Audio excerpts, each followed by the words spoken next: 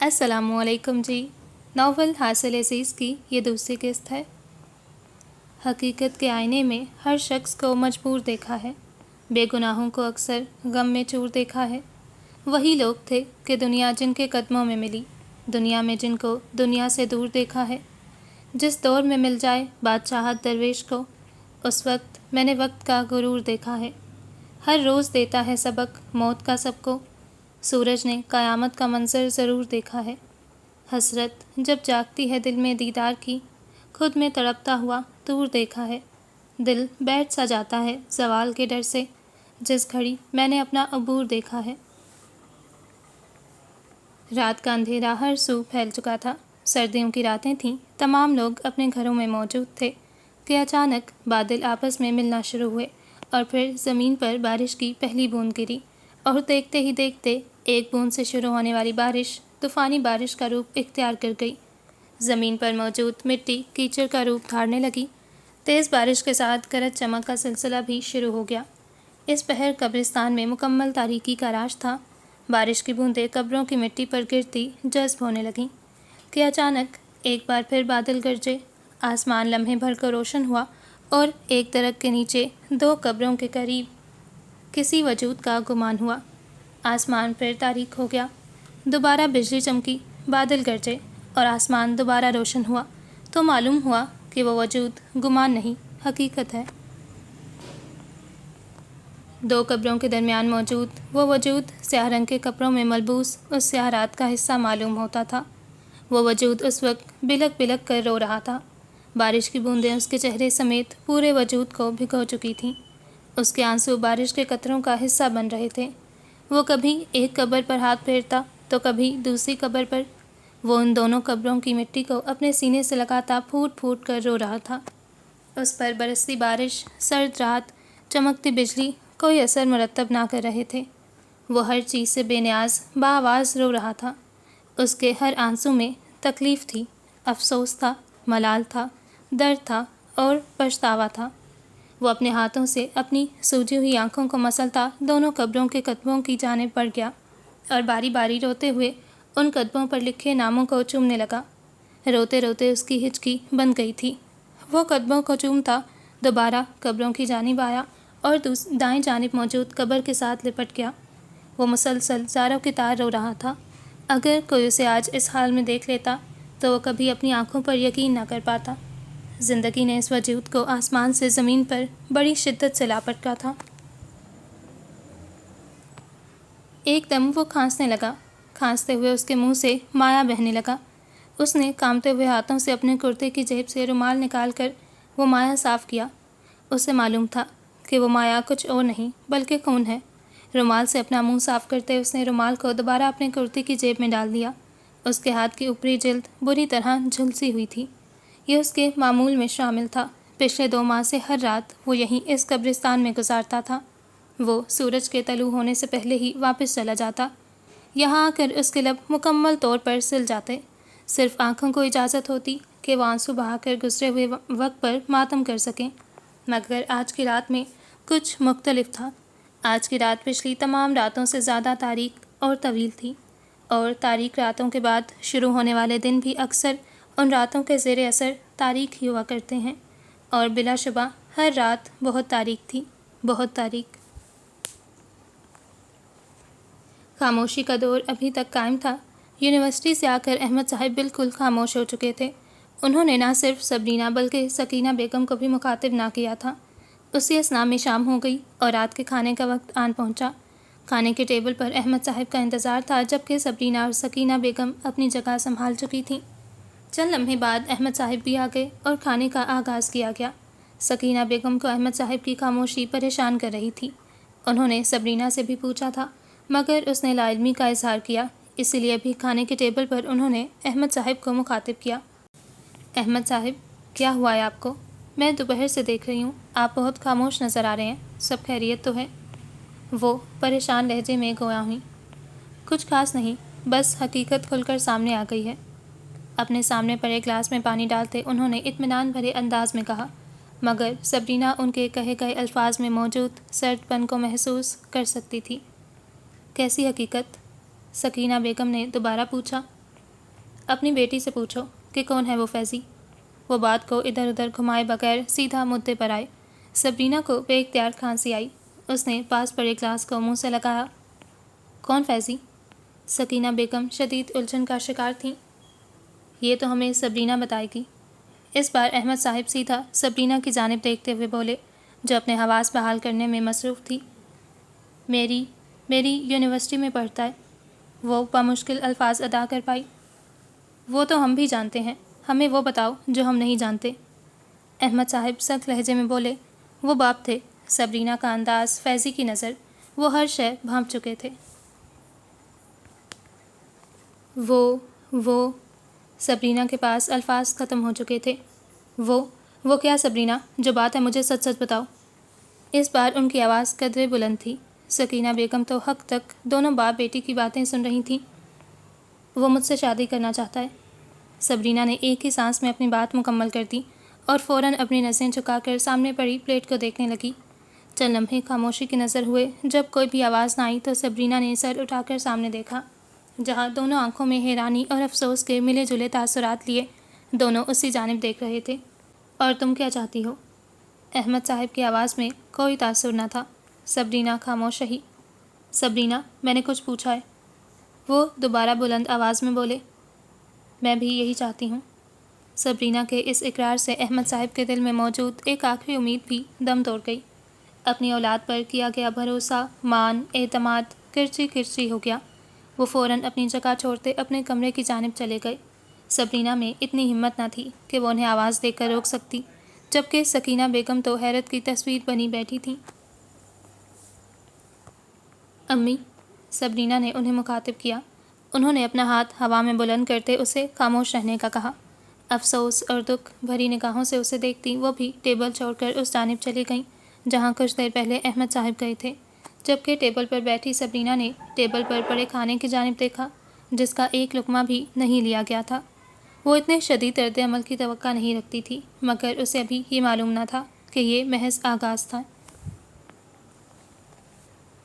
دوپہر 2 بجے کا وقت تھا۔ سورج اپنی پوری آب و تاب کے ساتھ چمک رہا تھا۔ درختوں کے پتے بالکل ساکت تھے۔ صدیقی ہاؤس کی بالائی منزل کا ایک کمرہ اس وقت مکمل روشن تھا۔ کھڑکی سے چھن کر آتی سورج کی روشنی نے پورے کمرے کو مکمل روشن کر رکھا تھا۔ اس کمرے میں 2 بستر موجود تھے۔ ایک بستر کی دائیں جانب ایک الماری رکھی گئی تھی۔ اس بستر پر اس وقت آبرو موجود تھی۔ کمرے کی دیواروں پر ہلکے آسمانی رنگ کا پینٹ کیا گیا تھا، جبکہ دوسرے بستر کی ایک جانب ایک بڑا سا ٹیبل رکھا گیا تھا جس پر خوبصورتی سے پینٹنگ کا سامان سجایا گیا تھا، اور ٹیبل کے عین اوپر ایک تصویر لگائی گئی تھی جس میں ساحل سمندر پر ڈوبتے سورج کے منظر کو بہت خوبصورتی اور نفاست سے پینٹ کیا گیا تھا۔ آبرو اس وقت اپنے بستر پر بیٹھی قرآن پاک کی تلاوت میں مصروف تھی۔ آج اس نے صالحہ بیگم کو ہسپتال لے کر جانا تھا، جس کی وجہ سے اس نے آج یونیورسٹی سے آف لیا تھا۔ ہسپتال سے آ کر صالحہ بیگم کو دوائی دے کر سلا دیا تھا۔ حرم اور رتبہ کی اسکول سے واپسی کا وقت ہونے والا تھا، اسی لیے اسپا اس وقت کچن میں موجود ان کے لیے کھانا بنا رہی تھی۔ آبرو نے قرآن پاک کی تلاوت کے بعد اسے ایک سبز رنگ کے خوبصورت غلاف میں رکھ دیا تھا اور قرآن پاک کو بوسہ دیتے اٹھ کھڑی ہوئی۔ یہ قرآن مجید آبرو کے لیے بہت خاص تھا۔ اس کی 18ویں سالگرہ پر حیات صاحب نے اسے تحفے میں دیا تھا۔ اب جب بھی وہ اس قرآن پاک کو دیکھتی، بیتے لمحے پھر سے تازہ ہونے لگتے۔ انسان اس دنیا سے چلا جاتا ہے، مگر اس سے وابستہ چیزیں ہمیشہ ہمارے پاس رہتی ہیں، جو ہمیں ہر لمحہ ہر پل اس شخص کی یاد دلاتی ہیں۔ قرآن مجید کو الماری میں رکھتے وہ سامنے پڑے ٹیبل کی جانب آ گئی اور وہاں پڑا اپنا سرمئی رنگ کا بیگ اٹھا کر اسے اپنے بستر پر رکھا۔ اپنے چہرے کے گرد لپٹا دوپٹہ کھول کر گردن کے گرد ڈالتے وہ خود بھی بستر پر بیٹھ گئی۔ اس کے کندھوں سے ایک بالش نیچے آتے اس کے بال بھی گیلے تھے۔ وہ کچھ دیر پہلے ہی نہ آئی تھی۔ اس کے بال چھوٹے ضرور تھے مگر بہت گھنے تھے۔ اس کے بال بالکل اس کی آنکھوں جیسے تھے، سیاہ، پرکشش اور چمکدار۔ وہ اس وقت سیاہ رنگ کے کرتا شلوار میں موجود تھی۔ اس نے کانوں میں سونے کے چھوٹے چھوٹے ٹاپس پہن رکھے تھے۔ آبرو کے سامنے بیگ کی زپ کو کھولتے ایک گہری سانس لی، جیسے اپنے آپ کو کسی چیز کے لیے تیار کر رہی ہو۔ بیگ کھولتے ہی سب سے اوپر ایک ہرے رنگ کی تھیلی موجود تھی۔ آبرو نے وہ تھیلی باہر نکال کر اسے کھولا۔ اس میں صالحہ بیگم کی دوائیاں موجود تھیں۔ اس نے ایک نظر تمام دوائیوں پر ڈالی اور پھر تھیلی کو گرا لگا کر ایک سائڈ پر رکھ دیا۔ وہ بیگ کو کھولے، اس میں سے کوئی چیز مسلسل ڈھونڈ رہی تھی۔ کچھ دیر بعد اس کی تلاش ختم ہوئی اور اس نے ایک درمیانی سائز کا لیڈیز والیٹ نکالا۔ اس کی زپ کھول کر اس نے اس میں موجود سارے پیسے نکالے اور انہیں گننے لگی۔ وہ کل 30,000 تھے اور آج مہینے کی پہلی تاریخ تھی۔ یہ 30,000 ان سب کا پورے مہینے کا خرچہ تھا۔ اس کے چہرے پر مایوسی چھانے لگی۔ پچھلے 7 ماہ سے یہی چلتا آ رہا تھا۔ ایک روپیہ خرچ کرتے وقت انہیں بہت بار سوچنا پڑتا۔ ہر ماہ پیسوں کے لیے سائمہ تائی کے آگے ہاتھ پھیلانے پڑتے، جس پر پہلے وہ حقارت سے بھرے حدت آمیز جملے کہہ کر ان کی عزت نفس کو کچل دیتی اور پھر بھیک کی طرح ان کے ہاتھ پر چند پیسے رکھ دیے جاتے۔ باپ کا سایہ سر پر موجود ہونے سے کوئی آپ کی جانب آنکھ اٹھا کر دیکھتے ہوئے بھی 100 بار سوچتا ہے، اور جب انسان اس سائے سے محروم ہو کر زمانے کی تپتی دھوپ کے نیچے آ کھڑا ہوتا ہے تو وہی لوگ آپ کو چیل کووں کی مانند کھانے کو چپٹتے ہیں۔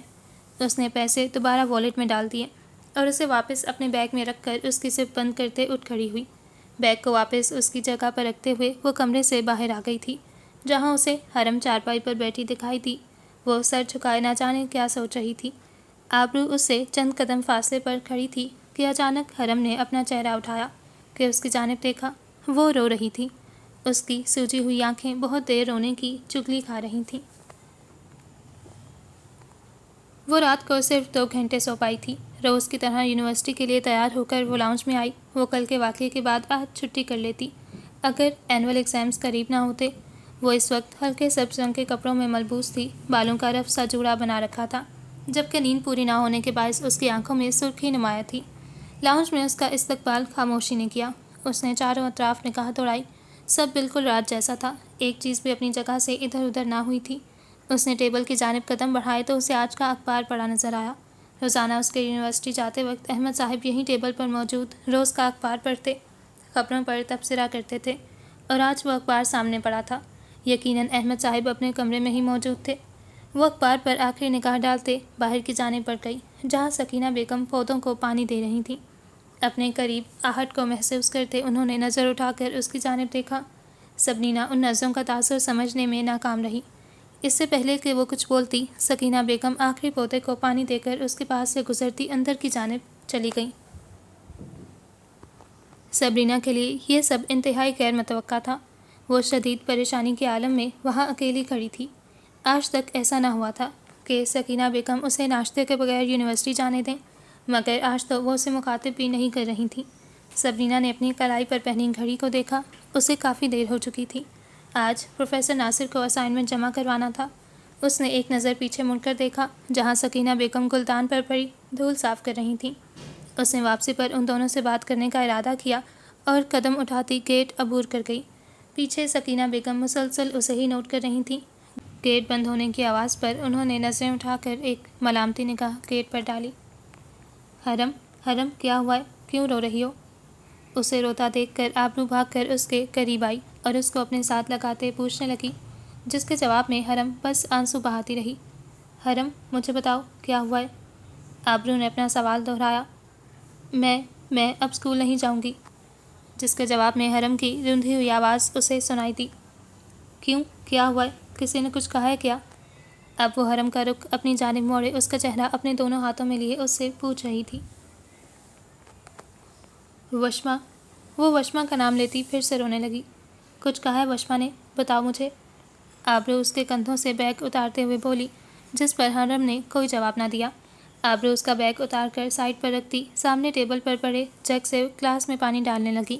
پانی کا گلاس بھر کر اس نے حرم کے منہ کو لگایا۔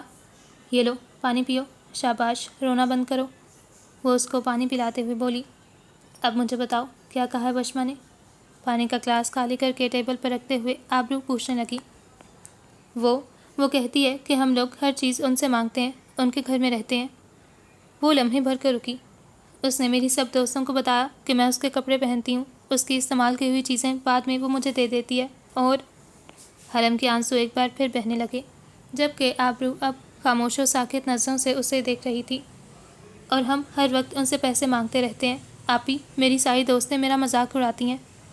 آبرو اس کو چپ کروانے کے لیے الفاظ تلاش کر رہی تھی۔ یہ بیگ بھی وشما کا ہے، مجھے نہیں پہننا یہ۔ اس نے روتے ہوئے پیچھے پڑا بیگ اٹھا کر زمین پر پھینکا، جس کی آواز پر کچن میں موجود اسبا بھاگتی ہوئی باہر آئی۔ کیا ہوا ابرو؟ اس نے زمین پر پڑا بیگ اٹھا کر ان دونوں کی جانب آتے دیکھا۔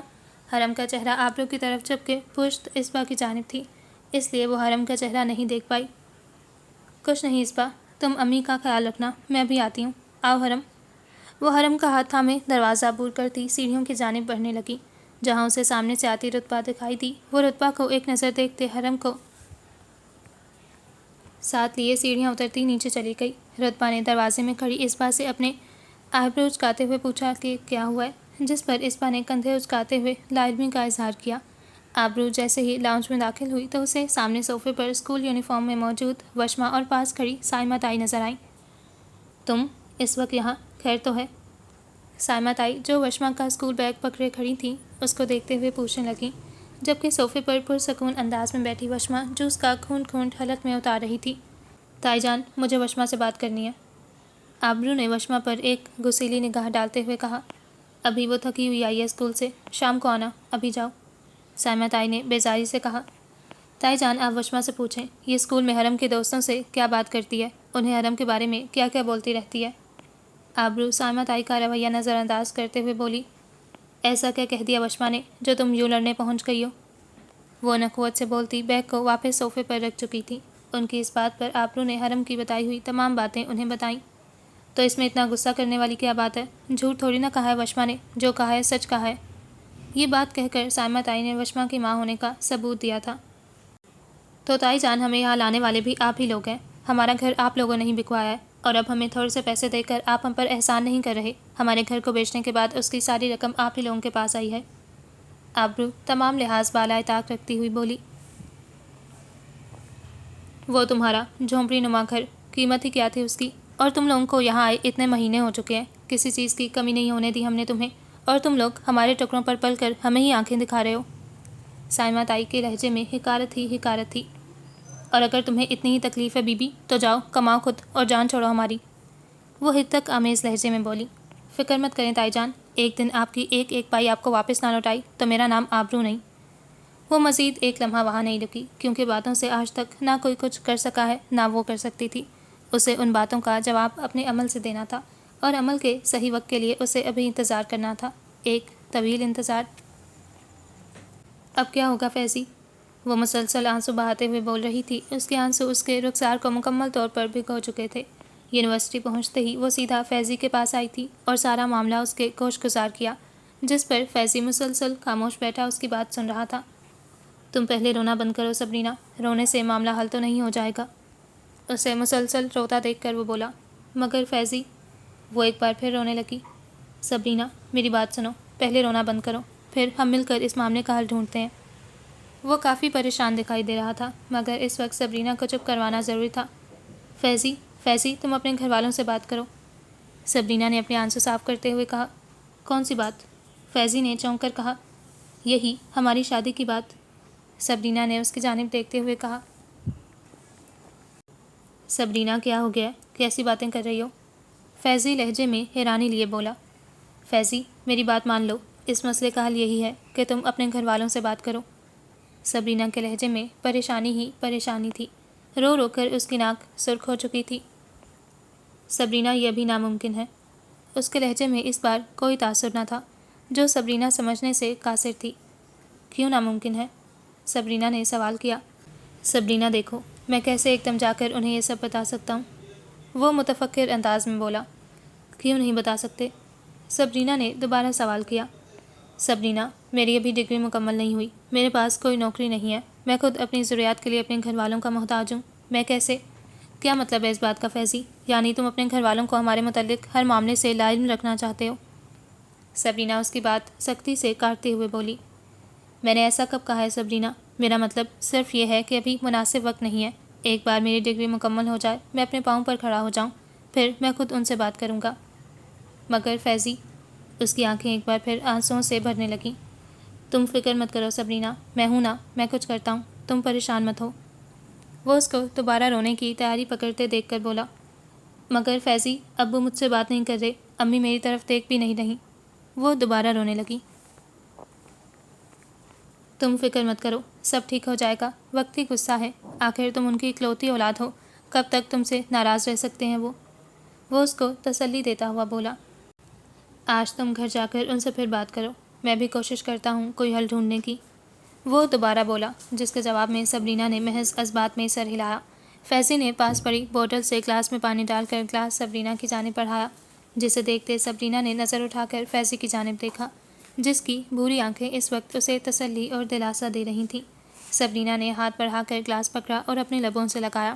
سبرینا کی پریشانی کچھ حد تک کم ہوئی تھی، مگر وہ اس بات سے لاعلم تھی کہ اصل امتحان تو ابھی شروع ہونے والا تھا۔ سائمہ تائی اور ان کے درمیان ہونے والی ساری تل کلامی صرف وہ اور حرم جانتے تھے۔ وہ اس وقت حرم کے ساتھ موجود تھی، جو اس کے سامنے لیٹی سو رہی تھی۔ سب کے پوچھنے پر اس نے صرف اتنا بتایا تھا کہ حرم اور وشما کے اسکول کا کوئی معاملہ تھا اور وہ اس سارے معاملے کو دیکھ چکی ہے۔ اس نے حرم کی سوجی ہوئی آنکھوں کو دیکھا، اس کا دل ایک بار پھر دکھا تھا۔ وہ اپنی بہن کے لیے کچھ نہ کر سکی تھی۔ حرم کو دیکھ کر اسے بے شمار سوچوں نے آ گھیرا۔ حرم کا ابھی بچپن تھا اور وہ باپ کی شفقت سے محروم ہو گئی تھی۔ وہ ہمیشہ سوچتی تھی کہ بچپن کی یہ محرومیاں کہیں اس کی شخصیت کو متاثر نہ کرتیں، مگر آج یہ احساس پختہ ہو گیا تھا کہ یہ محرومیاں اس کی شخصیت کو کھوکھلا کر دیں گی۔ وہ بے بس تھی، وہ لاکھ چاہنے کے باوجود بھی کچھ بھی نہیں کر سکتی تھی، کیونکہ اس کے ہاتھ مجبوریوں کی اندیکھی رسیوں سے بندھے تھے۔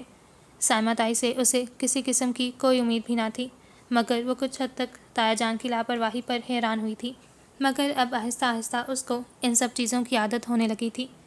ہر بار گھر پر کسی مہمان کے آنے پر ان بہنوں میں سے کسی کو بلایا جاتا تاکہ دوسروں کو بتایا جا سکے کہ وہ یتیموں کی کفالت کر رہے ہیں۔ ان کے وجود کا استعمال اپنی بڑائی بیان کرنے کے لیے کیا جاتا۔ سائمہ تائی اسے اکثر کہتی تھی کہ ان کے پاس اس کے علاوہ اور کوئی حل نہیں ہے۔ وہ ہمیشہ انکار کرتی تھی، مگر آج اس کے دل نے کسی کونے میں یہ احساس جاگا تھا کہ ان کے پاس حقیقتاً اس کے علاوہ اور کوئی حل نہ تھا۔ اسے واپسی پر کافی دیر ہو گئی تھی۔ گھر میں داخل ہوتے ہی اس کی سماعتوں سے کچھ آوازیں ٹکرائیں اور کچھ قدم آگے بڑھی تو معلوم ہوا کہ یہ آواز احمد صاحب کے بہت قریبی دوست فرقان صاحب کی ہے۔ دل میں شکر ادا کیا کہ اب احمد صاحب کا موڈ کچھ بہتر ہو جائے گا۔ وہ خوشگوار انداز میں گھر میں داخل ہوئی۔ لاؤنج میں داخل ہوتے ہی وہ اپنا بیگ رکھتے ڈرائنگ روم کی جانب بڑھنے لگی کہ سکینہ بیگم اس کے پاس آئیں۔ سبرینا، وہ ان کی آواز پر پلٹی جو اس کے پیچھے کھڑی تھی۔ جی امی، وہ خوش تھی کہ بالآخر سکینہ بیگم نے اپنی چپ توڑی۔ تمہارے کمرے میں تمہارا ایک جوڑا رکھ کر آئی ہوں، جا کر فریش ہو جاؤ۔ وہ اسے کہتے لمحے بھر کو بھی نہ رکی کہ وہ جواب میں کچھ کہہ پاتی۔ سبرینا ان کی بات پر عمل کرتے کمرے میں چلی گئی اور وہ تقریباً 20 منٹ بعد وہ گلابی رنگ کی فراک کے ساتھ سیاہ ٹراؤزر پہنے، سیاہ دوپٹہ گلے میں ڈالے لاؤنج میں آئی۔ اس نے بالوں کو کھلا چھوڑ رکھا تھا۔ اس کو آتا دیکھ کر سکینہ بیگم جو چائے کے ساتھ لوازمات تیار کر رہی تھیں اس کی جانب آئیں۔ میں چائے تیار کر رہی ہوں، تم لے کر جانا، وہ اسے کہتے ہی واپس کچن میں چلی گئیں۔ سبرینا کو کچھ عجیب محسوس ہوا، دماغ میں خطرے کی گھنٹی بجی، مگر وہ سب نظر انداز کرتی کچن کی جانب چل پڑی۔ کچھ دیر بعد وہ چائے کی ٹرے لیے ڈرائنگ روم میں داخل ہوئی اور سب کو سلام کرتے سکینہ بیگم کے ساتھ والی کرسی پر بیٹھنے لگی تھی کہ رقیہ بیگم، فرقان صاحب کی اہلیہ، بول پڑی، ارے سبرینا بیٹا، یہاں میرے پاس آ کر بیٹھو۔ وہ ہلکی سی مسکراہٹ کے ساتھ ان کے پاس جا کر بیٹھ گئی۔ بھائی صاحب، آپ کو تو بتا نہیں سکتی میں کتنی خوش ہوں آپ کے اس فیصلے سے، وہ مسکراتے ہوئے بول رہی تھیں۔ کیسا فیصلہ؟ سبرینا کے دل میں سوال پیدا ہوا۔ ہماری تو شروع سے ہی خواہش تھی کہ سبرینا ہمارے حذیفہ کی دلہن بنے، وہ خوشی سے سرشار لہجے میں کہتی سبرینا کے سر پر بم پھوڑ گئیں۔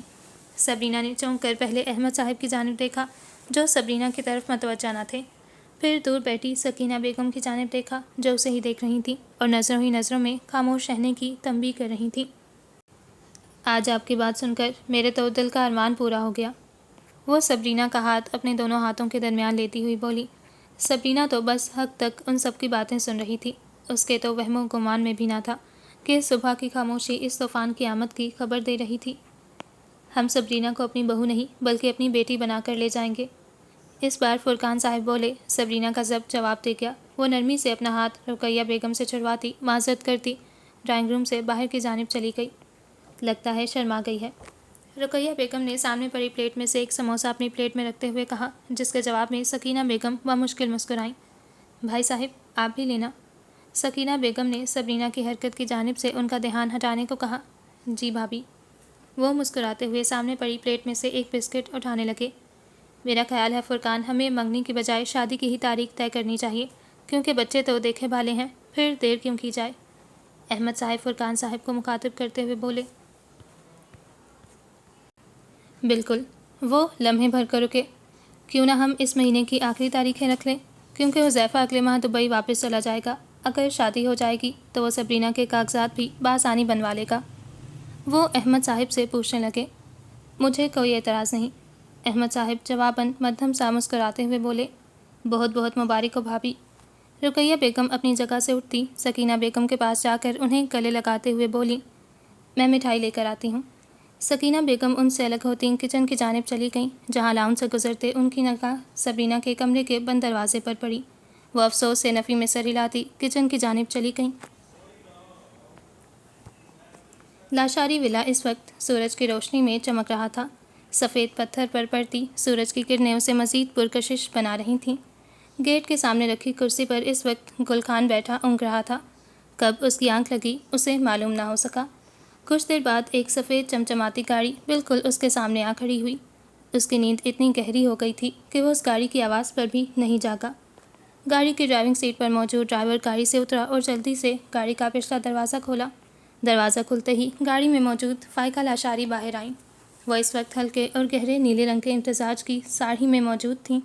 بالوں کو جوڑے میں باندھ رکھا تھا، جبکہ کانوں میں سونے کے خوبصورت اور قیمتی آویزے پہن رکھے تھے۔ ایک ہاتھ میں سفید رنگ کا خوبصورت اور نفیس کلچ تھام رکھا تھا۔ چہرے کو میک اپ سے سجا رکھا تھا۔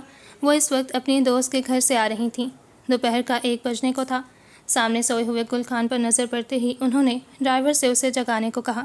ڈرائیور حکم ملتے ہی جا کر گل خان کو جگانے لگا، جو نہ جانے اس تپتی دھوپ میں کیسے اتنی گہری نیند سو رہا تھا کہ اچانک ڈرائیور کے زور سے ہلانے پر وہ ہڑبڑا کر اٹھ بیٹھا، اور ڈرائیور پر نظر پڑنے سے پہلے اس کی نظر سامنے کھڑی فائقہ لاشاری پر پڑی، اور انہیں دیکھتے ہی اس کی نیند کوسوں میل دور بھاگ گئی۔ وہ جلدی جلدی کرسی سے اٹھ کھڑا ہوا، جبکہ ڈرائیور اسے جاگتا دیکھ کر خود گاڑی کی جانب بڑھ گیا۔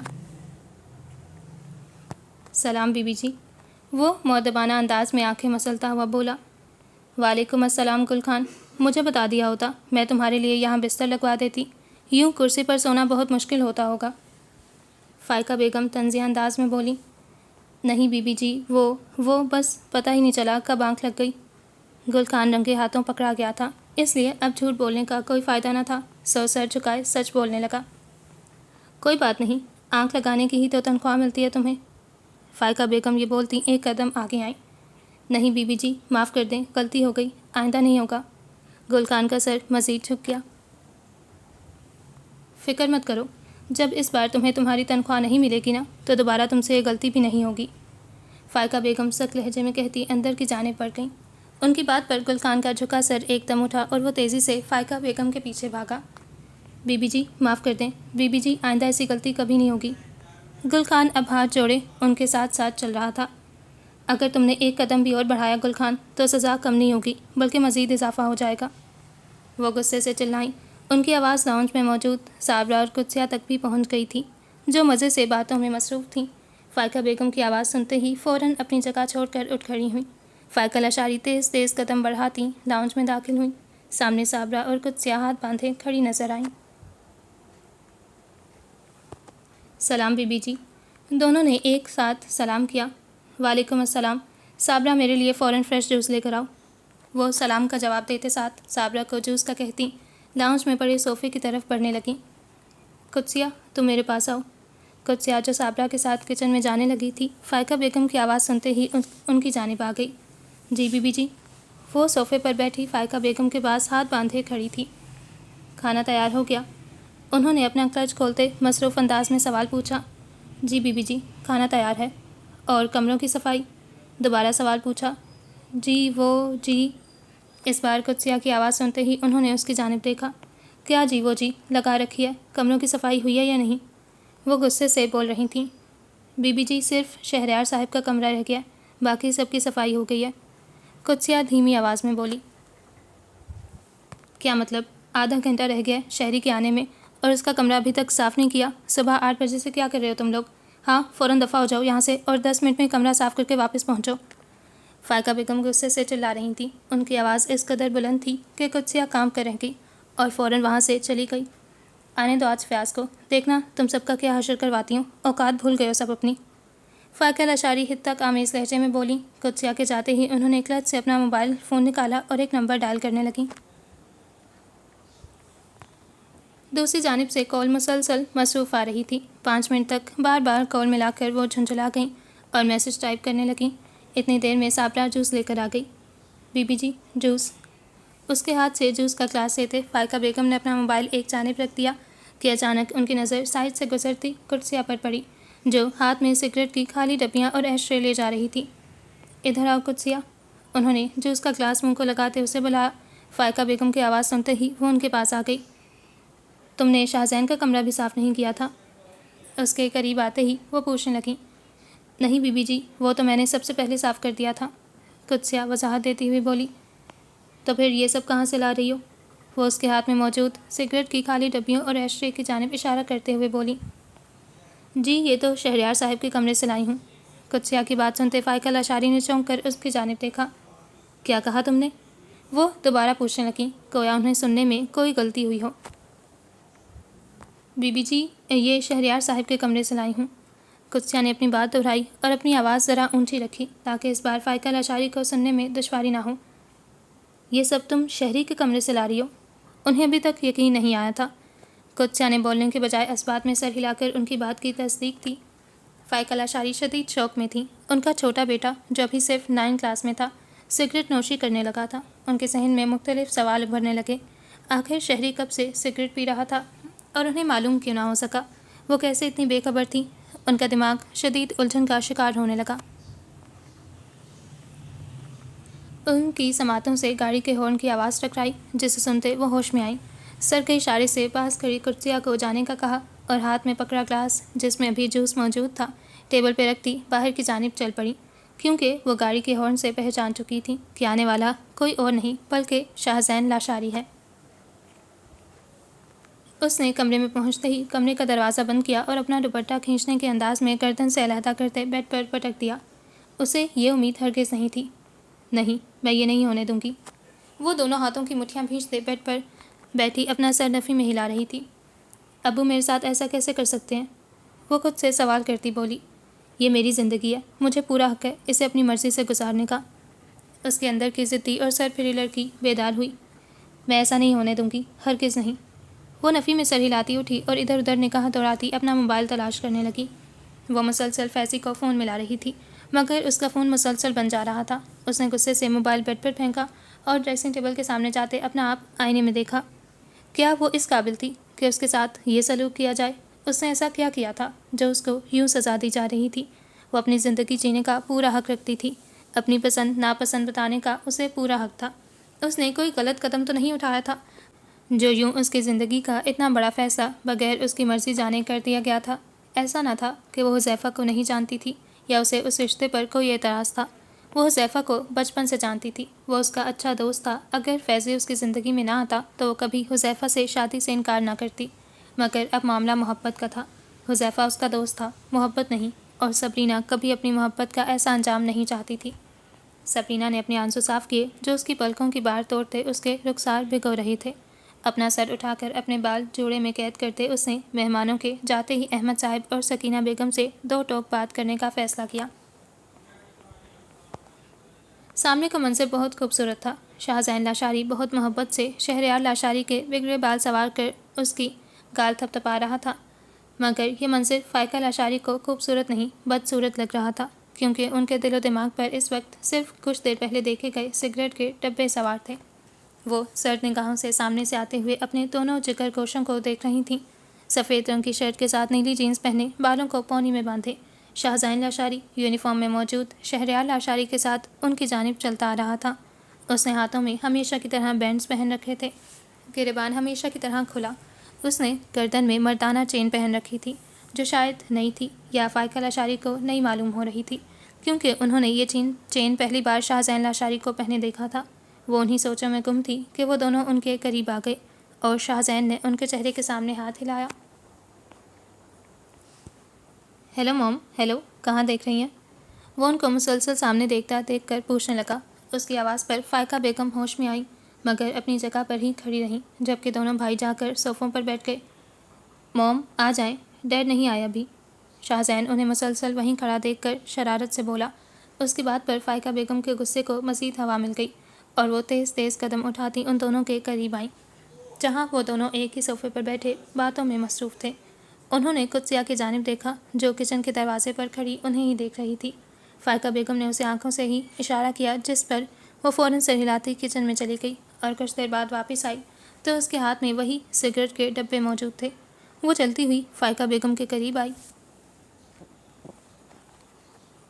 شہری، مجھے تم سے ایک ضروری بات کرنی ہے۔ اس کو قریب آتا دیکھ کر وہ شہریار کو مخاطب کرتی بولی۔ جی موم۔ شہریار، جو شاہزین سے باتیں کرنے میں مصروف تھا، فائقہ لاشاری کی آواز پر ان کی جانب دیکھتا بولا۔ یہ کیا ہے؟ انہوں نے قدسیہ کے ہاتھ میں موجود سگریٹ کے ڈبوں کی جانب اشارہ کیا۔ ان کی آواز میں سختی تھی، جیسے پاس کھڑے ملازمین بآسانی محسوس کر چکے تھے۔ یہ سگریٹ ہے موم، وہ ہنستے ہوئے شاہزین کی جانب دیکھتا ہوا بولا، جو اس کی بات پر مسکرایا تھا۔ شہری، میں مذاق کے موڈ میں نہیں ہوں، مجھے یہ تمہارے کمرے سے ملی ہیں، کوئی جواب ہے تمہارے پاس اس بات کا؟ اس بار ان کی آواز بلند تھی۔ جی موم، یہ میری ہی ہیں۔ ان کے سوال پر وہ ڈھٹائی کا مظاہرہ کرتا ان کو لاجواب کر گیا۔ وہ جو اسے اس کی غلطی کا احساس دلا کر شرمندہ کرنا چاہ رہی تھیں، اس کی ڈھٹائی پر حیران رہ گئیں۔ کب سے چل رہا ہے یہ سب؟ وہ دوبارہ اس کو مخاطب کرتی بولی، جس کے چہرے پر شرمندگی تو دور، کسی قسم کی پریشانی کا بھی کوئی عنصر موجود نہ تھا۔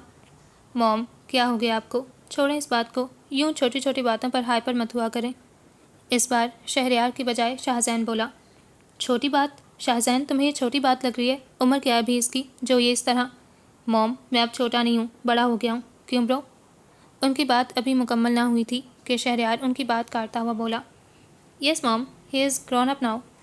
شاہزین اس کی بات پر مسکراتا ہوا بولا۔ مگر شہری، موم ڈونٹ وری، کچھ نہیں ہوتا۔ شہریار اپنی جگہ سے اٹھ کر فائقہ بیگم کے قریب آیا۔ بہت بھوک لگی ہے، آپ پلیز کھانا لگوا دیں، میں ذرا فریش ہو لوں۔ وہ ان کے کندھے پر ہاتھ رکھتا ہوا بولا۔ اوکے برو، سی یو۔ وہ شاہزین کی جانب مڑ کر ہاتھ ہلاتا اپنے کمرے کی جانب بھاگ گیا۔ اس کے جاتے ہی شاہزین اپنی جگہ سے اٹھ کھڑا ہوا۔ اپنا موبائل نکالتے اس نے کسی کو کال ملائی۔ کال دوسری جانب سے بھی اٹھا لی گئی۔ اب وہ فون پر کسی سے بات کرتا اپنے کمرے کی جانب قدم بڑھانے لگا۔ پیچھے کھڑی فائقہ لاشاری بس ان دونوں کو دیکھتی ہی رہ گئی۔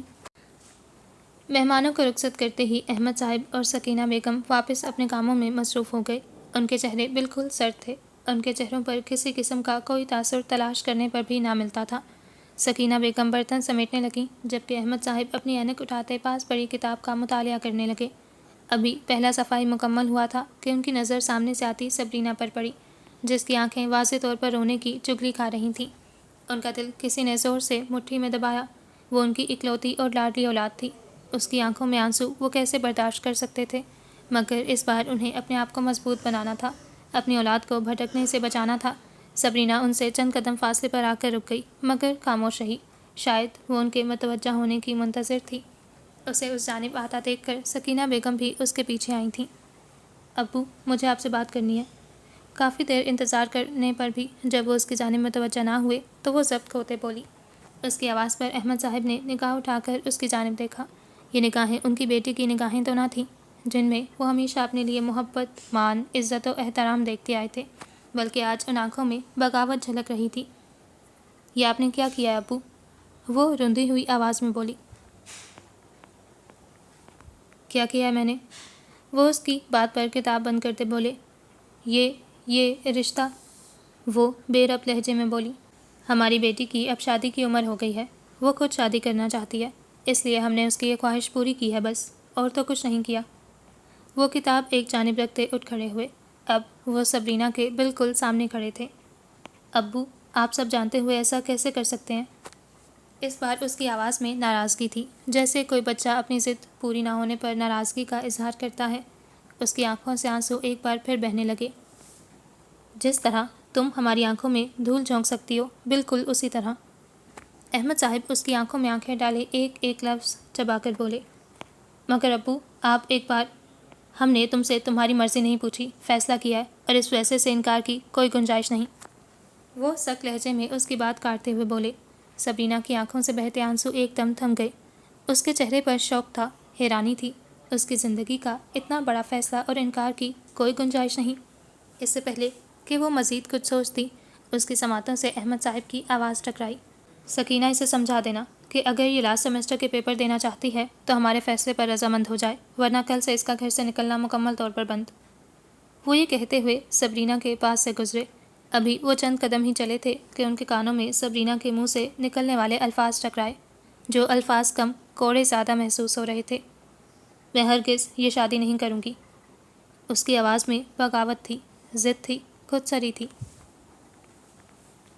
سکینہ، اسے کہو خاموش ہو جائے، کہیں یہ نہ ہو کہ 1 ماہ بعد ہونے والا نکاح اس ہفتے ہی طے پا جائے۔ اس کی بات کے جواب میں احمد صاحب بلند آواز میں بولے۔ سکینہ بیگم خاموش تماشائی بنی ان دونوں کی باتیں سن رہی تھیں۔ وہ اکثر ان دونوں کی گفتگو کے درمیان خاموش تماشائی ہی ہوا کرتی تھیں۔ وہ احمد صاحب کے اس فیصلے سے کچھ حد تک اختلاف رکھتی تھیں۔ وہ اپنے شوہر اور بیٹی دونوں کو ہی جانتی تھیں۔ وہ یہ جانتی تھی کہ سبرینا کو یہ ضد اور انا وراثت میں اپنے باپ سے ہی ملی ہے، اور نہ احمد صاحب خود جھکنا جانتے تھے، نہ سبرینا کو جھکنا سکھایا تھا۔ اس کی ہر ضد پوری کرتے آج وہ اس پر اپنا کوئی فیصلہ کیسے صادر کر سکتے تھے؟ وہ چاہتی تھیں کہ جلدی میں کوئی غلط قدم اٹھانے کی بجائے وہ صبر و تحمل سے اس معاملے کو دیکھیں، سبرینا کو اعتماد ملے، اسے سمجھائیں، مگر احمد صاحب کو یہ بات گوارا نہ تھی۔ دوسری جانب سبرینا بچپن سے اپنی ہر بات منواتی آئی تھی، جس کی ہر خواہش پوری کی جاتی تھی، چاہے وہ صحیح ہو یا غلط، اسے پورا کیا جاتا۔ ہر شے جو اسے پسند آ جائے وہ اسے آسانی سے حاصل ہو جاتی۔ آج اپنی اس ضد کے پورے نہ ہونے پر حیران و پریشان تھی، کیونکہ ہر بار جو ضد پوری کرتا تھا آج وہی اس کے خلاف تھا۔ ضد اور انا کی ایک جنگ تھی، نہ باپ جھکنا چاہتا تھا، نہ بیٹی پیچھے ہٹنا چاہتی تھی۔ احمد صاحب کی بات سنتے ہی سکینہ بیگم سبرینا کے قریب آئیں اور اس کے سامنے آ کر اسے خاموش ہو جانے کا اشارہ کیا، جبکہ احمد صاحب اپنی بات کہہ کر رکے نہیں تھے۔ سبرینا نے نظریں اٹھا کر سکینہ بیگم کو دیکھا اور نفی میں سر ہلاتی اپنے کمرے کی جانب بھاگ گئی۔ سکینہ بیگم کے پاس الفاظ نہ تھے۔ وہ سمجھاتی تو کیسے سمجھاتی اور کسے سمجھاتی؟ ایک غلطی سبرینا نے کی تھی اور ایک غلطی احمد صاحب کرنے جا رہے تھے، اور دونوں کسی کی بات سننے کو تیار نہ تھے۔ وہ تھکے ہوئے انداز میں پیچھے پڑے صوفے پر بیٹھ گئی اور کھڑکی سے نظر آنے والے سورج کو دیکھنے لگیں، جو کچھ ہی دیر میں غروب ہونے والا تھا۔ دن ڈھلنے والا تھا۔ آسمان پر ہلکی ہلکی سرخی چھا رہی تھی۔ سردیوں کی آمد تھی، دن چھوٹے اور راتیں لمبی ہو چکی تھیں۔ وہ اس وقت ایک رکشے میں سوار تھی۔ کچھ دیر بعد وہ رکشہ اس کی مطلوبہ منزل کے سامنے جا رکا۔ رکشے کے رکتے ہی وہ نیچے اتری، اپنا سرمئی بیگ کھولتے اس میں سے پیسے نکالنے لگی۔ اس کے پاس صرف واپسی کا کرایہ تھا۔ اس نے رکشے والے کو کرایہ ادا کیا اور پھر دوسری جانب مڑتے ہوئے اپنی مطلوبہ منزل کو دیکھا۔ اس کی نگاہ سامنے لگے تختے پر پڑی، جس پر جلی حروف میں قبرستان لکھا تھا۔ اس کا دل ایک بار پھر زور زور سے دھڑکنے لگا۔ دل کا درد پھر سے جاگنے لگا، مگر اپنے آپ پر قابو پاتے وہ قدم اٹھاتی قبرستان میں داخل ہوئی۔ ہر جانب قبریں ہی قبریں تھیں، اور سب ایک ہی جیسی تھیں۔ کسی کو دیکھ کر یہ علم نہ ہوتا تھا کہ کس قبر میں کوئی رئیس دفن ہے اور کس قبر میں کوئی غریب۔ انسان ساری عمر دنیاوی آسائشوں اور دنیاوی معیاروں کے پیچھے بھاگتا ہوا یہ بھول جاتا ہے کہ وہ خاک ہے اور اسے خاک میں ہی مل جانا ہے۔ ان قبروں کو دیکھ کر کوئی بھی یہ اندازہ نہیں لگا سکتا تھا کہ کس کا گھر کتنے رقبے پر تھا، کون لاہور کے کس علاقے سے تعلق رکھتا تھا، کس کی کتنی زمینیں اور کتنی جائیدادیں تھیں۔ مگر حقیقت تو یہ ہے کہ اپنا انجام اور اصل معلوم ہونے کے باوجود بھی ہم دنیا کی رنگینیوں میں مکمل طور پر گم ہیں، یہ جانتے ہوئے کہ ہماری دولت، ہمارے عہدے، ہماری جائیدادیں ہمارے کسی کام نہ آئیں گی۔ ہم اسی دنیا کی دولت اور عہدوں کے حصول کے لیے جائز ناجائز میں تفریق کرنا بھول جاتے ہیں اور ہر کام کر گزرتے ہیں۔ ایک قبر کے قریب پہنچ کر اس کے قدم رک گئے۔ اس قبر پر ایک چھوٹا سا کتبہ لگا تھا، جس پر صرف ایک نام تحریر تھا، حیات صدیقی۔ اس کی آنکھیں بھرنے لگیں۔ وہ لاکھ ضبط کے باوجود بھی اپنے آپ پر قابو نہ رکھ سکی اور بے آواز رونے لگی۔ آنسو اب اس کے رخسار بھگو رہے تھے۔ وہ ہر کسی کے سامنے نہیں روتی تھی، وہ مضبوط تھی، بہت مضبوط، مگر حیات صاحب کے سامنے ہمیشہ وہ اپنا ضبط کھو بیٹھتی تھی۔ وہ حیات صاحب کی لاڈلی بیٹی تھی۔ حیات صاحب اسے اپنا بیٹا کہتے تھے اور اسے اب ان کا بیٹا بن کر دکھانا تھا۔ وہ اپنا بیگ اتار کر ایک جانب رکھتے نیچے بیٹھ گئی۔ اور اپنا کامتا ہوا ہاتھ قبر کی مٹی پر پھیرنے لگی۔ اس کی آنکھوں سے مسلسل گرم سیال بہہ رہا تھا۔ زندگی کتنی عجیب شے ہے، جو آپ نے کبھی تصور بھی نہ کیا ہو وہ آپ کے سامنے لا کھڑا کرتی ہے۔ اپنے عزیز ترین رشتوں کو یوں منو مٹی تلے دفن دیکھنا کتنا تکلیف دہ ہے، یہ صرف وہی جانتے ہیں جن پر یہ گزری ہو۔ اس نے اپنے بیگ سے پانی کی بوتل نکالی اور قبر کی مٹی کو گیلا کرنے لگی۔ پانی کی بوتل کو واپس بیگ میں ڈالتے اس نے بیگ میں موجود ہرے رنگ کی تھیلی اٹھائی، جس میں گلاب کی تازہ پتیاں موجود تھیں۔ اس نے آج یونیورسٹی کے لیے دیے گئے لنچ کے پیسوں سے یہ پتیاں خریدی تھیں۔ تھیلی کھولتے اس نے آہستہ آہستہ وہ پتیاں پوری قبر پر ڈال دیں اور پھر دعا کے لیے ہاتھ اٹھائے۔ کچھ دیر دعا مانگنے کے بعد وہ آمین کہتے چہرے پر ہاتھ پھیرتی اپنا بیگ اٹھا کر اٹھ کھڑی ہوئی اور ایک آخری نظر، الوداعی نظر قبر پر ڈالتی واپسی کے لیے چل پڑی۔ وہ ہر ہفتے جمعے کے دن یہاں آتی تھی اور پورا ہفتہ شدت سے اس وقت کی منتظر رہتی۔ اب اسے واپسی کا سفر پیدل طے کرنا تھا، کیونکہ کرائے کے پیسے تو وہ یہاں آنے پر خرچ کر چکی تھی۔ وہ ایک ایک قدم اٹھاتی آگے بڑھ رہی تھی۔ اس کے آنسو بھی آہستہ آہستہ تھمنے لگے تھے۔ اس کے چہرے پر اب سختی چھانے لگی تھی، زمانے کی ٹھوکروں کی سختی۔ قبرستان سے نکلتے ہی وہ ایک جانب فٹ پاتھ پر چلنے لگی۔ وہ چند قدم ہی آگے بڑھی تھی کہ کسی کی نظروں کی تپش اپنے آپ پر محسوس کرتے اس نے اپنی دائیں جانب دیکھا، جہاں ایک نشئی کھڑا اسی جانب دیکھ رہا تھا۔ اس کی جانب سے فوراً منہ پھیرتے وہ تیز تیز قدم بڑھانے لگی۔ اسی جلدی میں وہ اس نشئی کے قریب کھڑی بائک پر موجود اس شخص کو نہ دیکھ پائی جس کی نظروں کی تپش نے اسے اس جانب دیکھنے پر مجبور کیا تھا۔ اس شخص کی آنکھوں میں چمک تھی، شیطانی چمک۔ یہ تم کیا کر رہی ہو سبرینا؟ فیضی ایک دم چونک کر اپنی کرسی چھوڑتا اٹھ کھڑا ہوا۔ اس کی آواز اتنی اونچی تھی کہ آس پاس بیٹھے اسٹوڈنٹ سے مڑ کر ان دونوں کی جانب دیکھا۔ فیضی، آہستہ بولو اور بیٹھو، میری بات سنو۔ سبرینا نے اسے واپس بیٹھنے کا کہا اور وہ اس کے سامنے رکھی ہوئی کرسی پر بیٹھی تھی۔ مگر سبرینا، فیضی۔ سبرینا نے فیضی کی بات کاٹتے دوبارہ اسے پکارا، جس پر فیضی کو نہ چاہتے ہوئے بھی واپس بیٹھنا پڑا۔ مگر سبرینا، ایسا کیسے ہو سکتا ہے؟ وہ تمہاری مرضی کے بغیر تمہاری شادی کیسے کر سکتے ہیں؟ اس کے لہجے سے اضطراب اور بے چینی جھلک رہی تھی۔ اسی وجہ سے میں نے تمہیں کہا تھا کہ اپنے گھر والوں سے بات کرو۔ سبرینا بہت پریشان تھی۔ سبرینا، میرے حالات تمہارے سامنے ہیں، میں کیسے؟ وہ بولتے بولتے خاموش ہو گیا۔ تو پھر ٹھیک ہے فیضی، تم یہاں ہاتھ پر ہاتھ رکھ کر بیٹھے رہو اور وہاں میری شادی، میں ایسا ہرگز نہیں ہونے دوں گا۔ فیضی اس کی بات کاٹتا ہوا بولا، اپنے گھر والوں سے تم بات نہیں کر سکتے؟ امی ابو میری ایک بات سننے کو تیار نہیں ہے، ہمارے پاس اس کے علاوہ اور کوئی حل نہیں ہے۔ اس کی آنکھوں میں آنسو جھلملانے لگے۔ کچھ لمحے خاموشی کی نظر ہوئے۔ ایک حل ہے سبرینا، مگر اس میں تمہیں میرا ساتھ دینا ہوگا۔ فیضی سبرینا کی آنکھوں میں دیکھتا ہوا بولا، کیسا حل؟ فیضی کی بات پر وہ بے ساختہ بولی، ہمیں کورٹ میرج کرنی ہوگی۔ فیضی کی بات نے سبرینا کو چونکا دیا۔ وٹ؟ یہ تم کیا کہہ رہے ہو فیضی؟ میں ایسا ہرگز نہیں کر سکتی، یہ بہت بڑا فیصلہ ہے۔ وہ نفی میں سر ہلاتی اپنی جگہ سے اٹھ کھڑی ہوئی۔ سبرینا، ہمارے پاس اس کے علاوہ اور کوئی رستہ نہیں ہے۔ فیضی بھی اپنی جگہ سے اٹھ کھڑا ہوا۔ مگر فیضی، یہ سراسر غلط ہے، اس سے معاملات مزید خراب ہو جائیں گے۔ وہ ابھی تک فیضی کی بات سے متفق نہ تھی۔ اس کے علاوہ اور کوئی حل نہیں ہے۔ کیا تمہارے لیے اتنا آسان ہوگا ہماری محبت کو بھلا کر نئی زندگی کا آغاز کرنا؟ وہ سبرینا کی آنکھوں میں آنکھیں ڈالے بول رہا تھا۔ سبرینا خاموش رہی۔ اور اس بات کی کیا گارنٹی ہے کہ میں اپنے گھر والوں کو تمہارے گھر بھیجوں اور تمہارے ابو انہیں انکار نہیں کریں گے؟ وہ ایک پل کو رکا۔ سبرینا، کیا تمہیں مجھ پر بھروسہ نہیں ہے؟ وہ سبرینا سے پوچھنے لگا۔ نہیں فیضی، ایسی بات نہیں ہے، سبرینا بے ربط لہجے میں بولی۔ تو پھر مجھ پر بھروسہ رکھو، میں کبھی ایسا موقع نہیں دوں گا کہ تمہیں اپنے فیصلے پر پچھتانا پڑے۔ وہ اپنے الفاظ سے سبرینا پر جادو کر رہا تھا۔ سبرینا کے سوچنے سمجھنے کی تمام صلاحیتیں مفلوج ہو رہی تھیں۔ تم آج شام تک کا وقت لے لو، اس بارے میں سوچو، میں تمہارے جواب کا منتظر رہوں گا۔ وہ دھیمے لہجے میں کہتا ٹیبل پر پڑی اپنی بائک کی چابی اٹھانے لگا۔ خدا حافظ، وہ یہ کہتا ہوا وہاں سے چلا گیا۔ پیچھے کھڑی سبرینا کے دماغ میں اس کی کہی گئی تمام باتیں گونج رہی تھیں۔ اسے فیصلہ کرنا تھا، کسی ایک کا انتخاب کرنا تھا۔ امی، کیا ہوا آپ کو؟ اس کے پاس لیٹے اس کے بیٹے نے اسے ماضی کے شکنجوں سے آزاد کروایا۔ اس سے پہلے کہ وہ کچھ بولتی اس کی سماعت سے مؤذن کی آواز ٹکرائی۔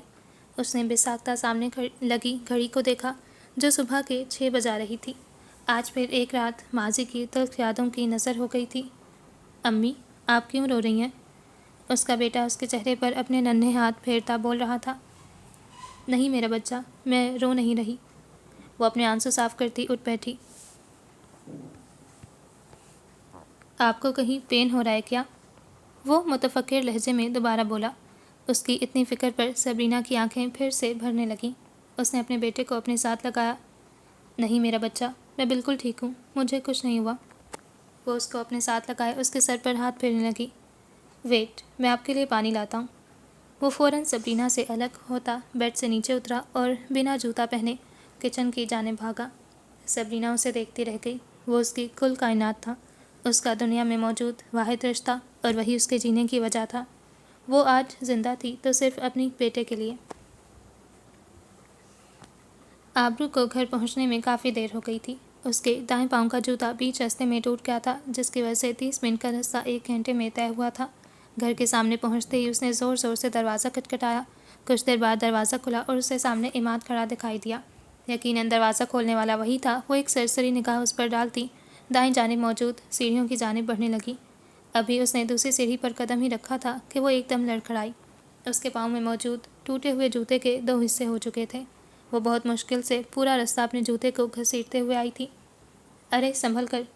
کچھ دور کھڑا عماد چہرے پر تمسکرانہ مسکراہٹ سجائے بولا۔ آبرو نے ایک غصے بھری نگاہ پہلے ٹوٹے ہوئے جوتے پر ڈالی اور وہی نگاہ اٹھا کر عماد کی جانب دیکھا، جو اس وقت سیاہ رنگ کی پینٹ شرٹ میں موجود دونوں ہاتھ پینٹ کی جیبوں میں گھسائے اس کی حالت سے لطف اندوز ہو رہا تھا۔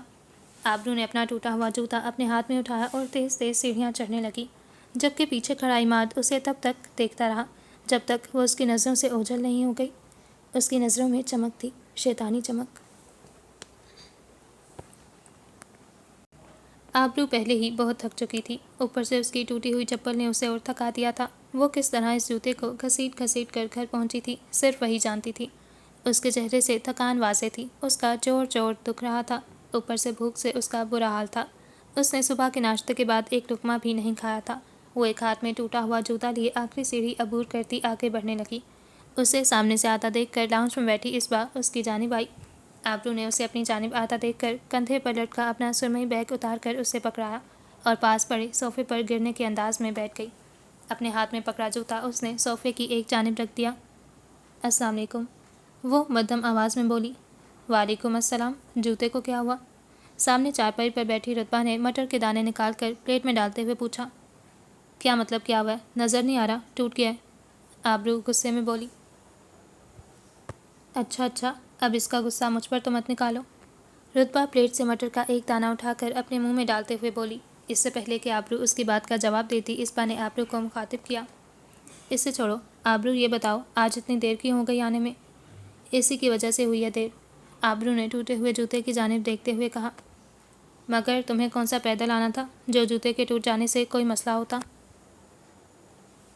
رتبہ کی زبان پر بھی کھجلی ہوئی۔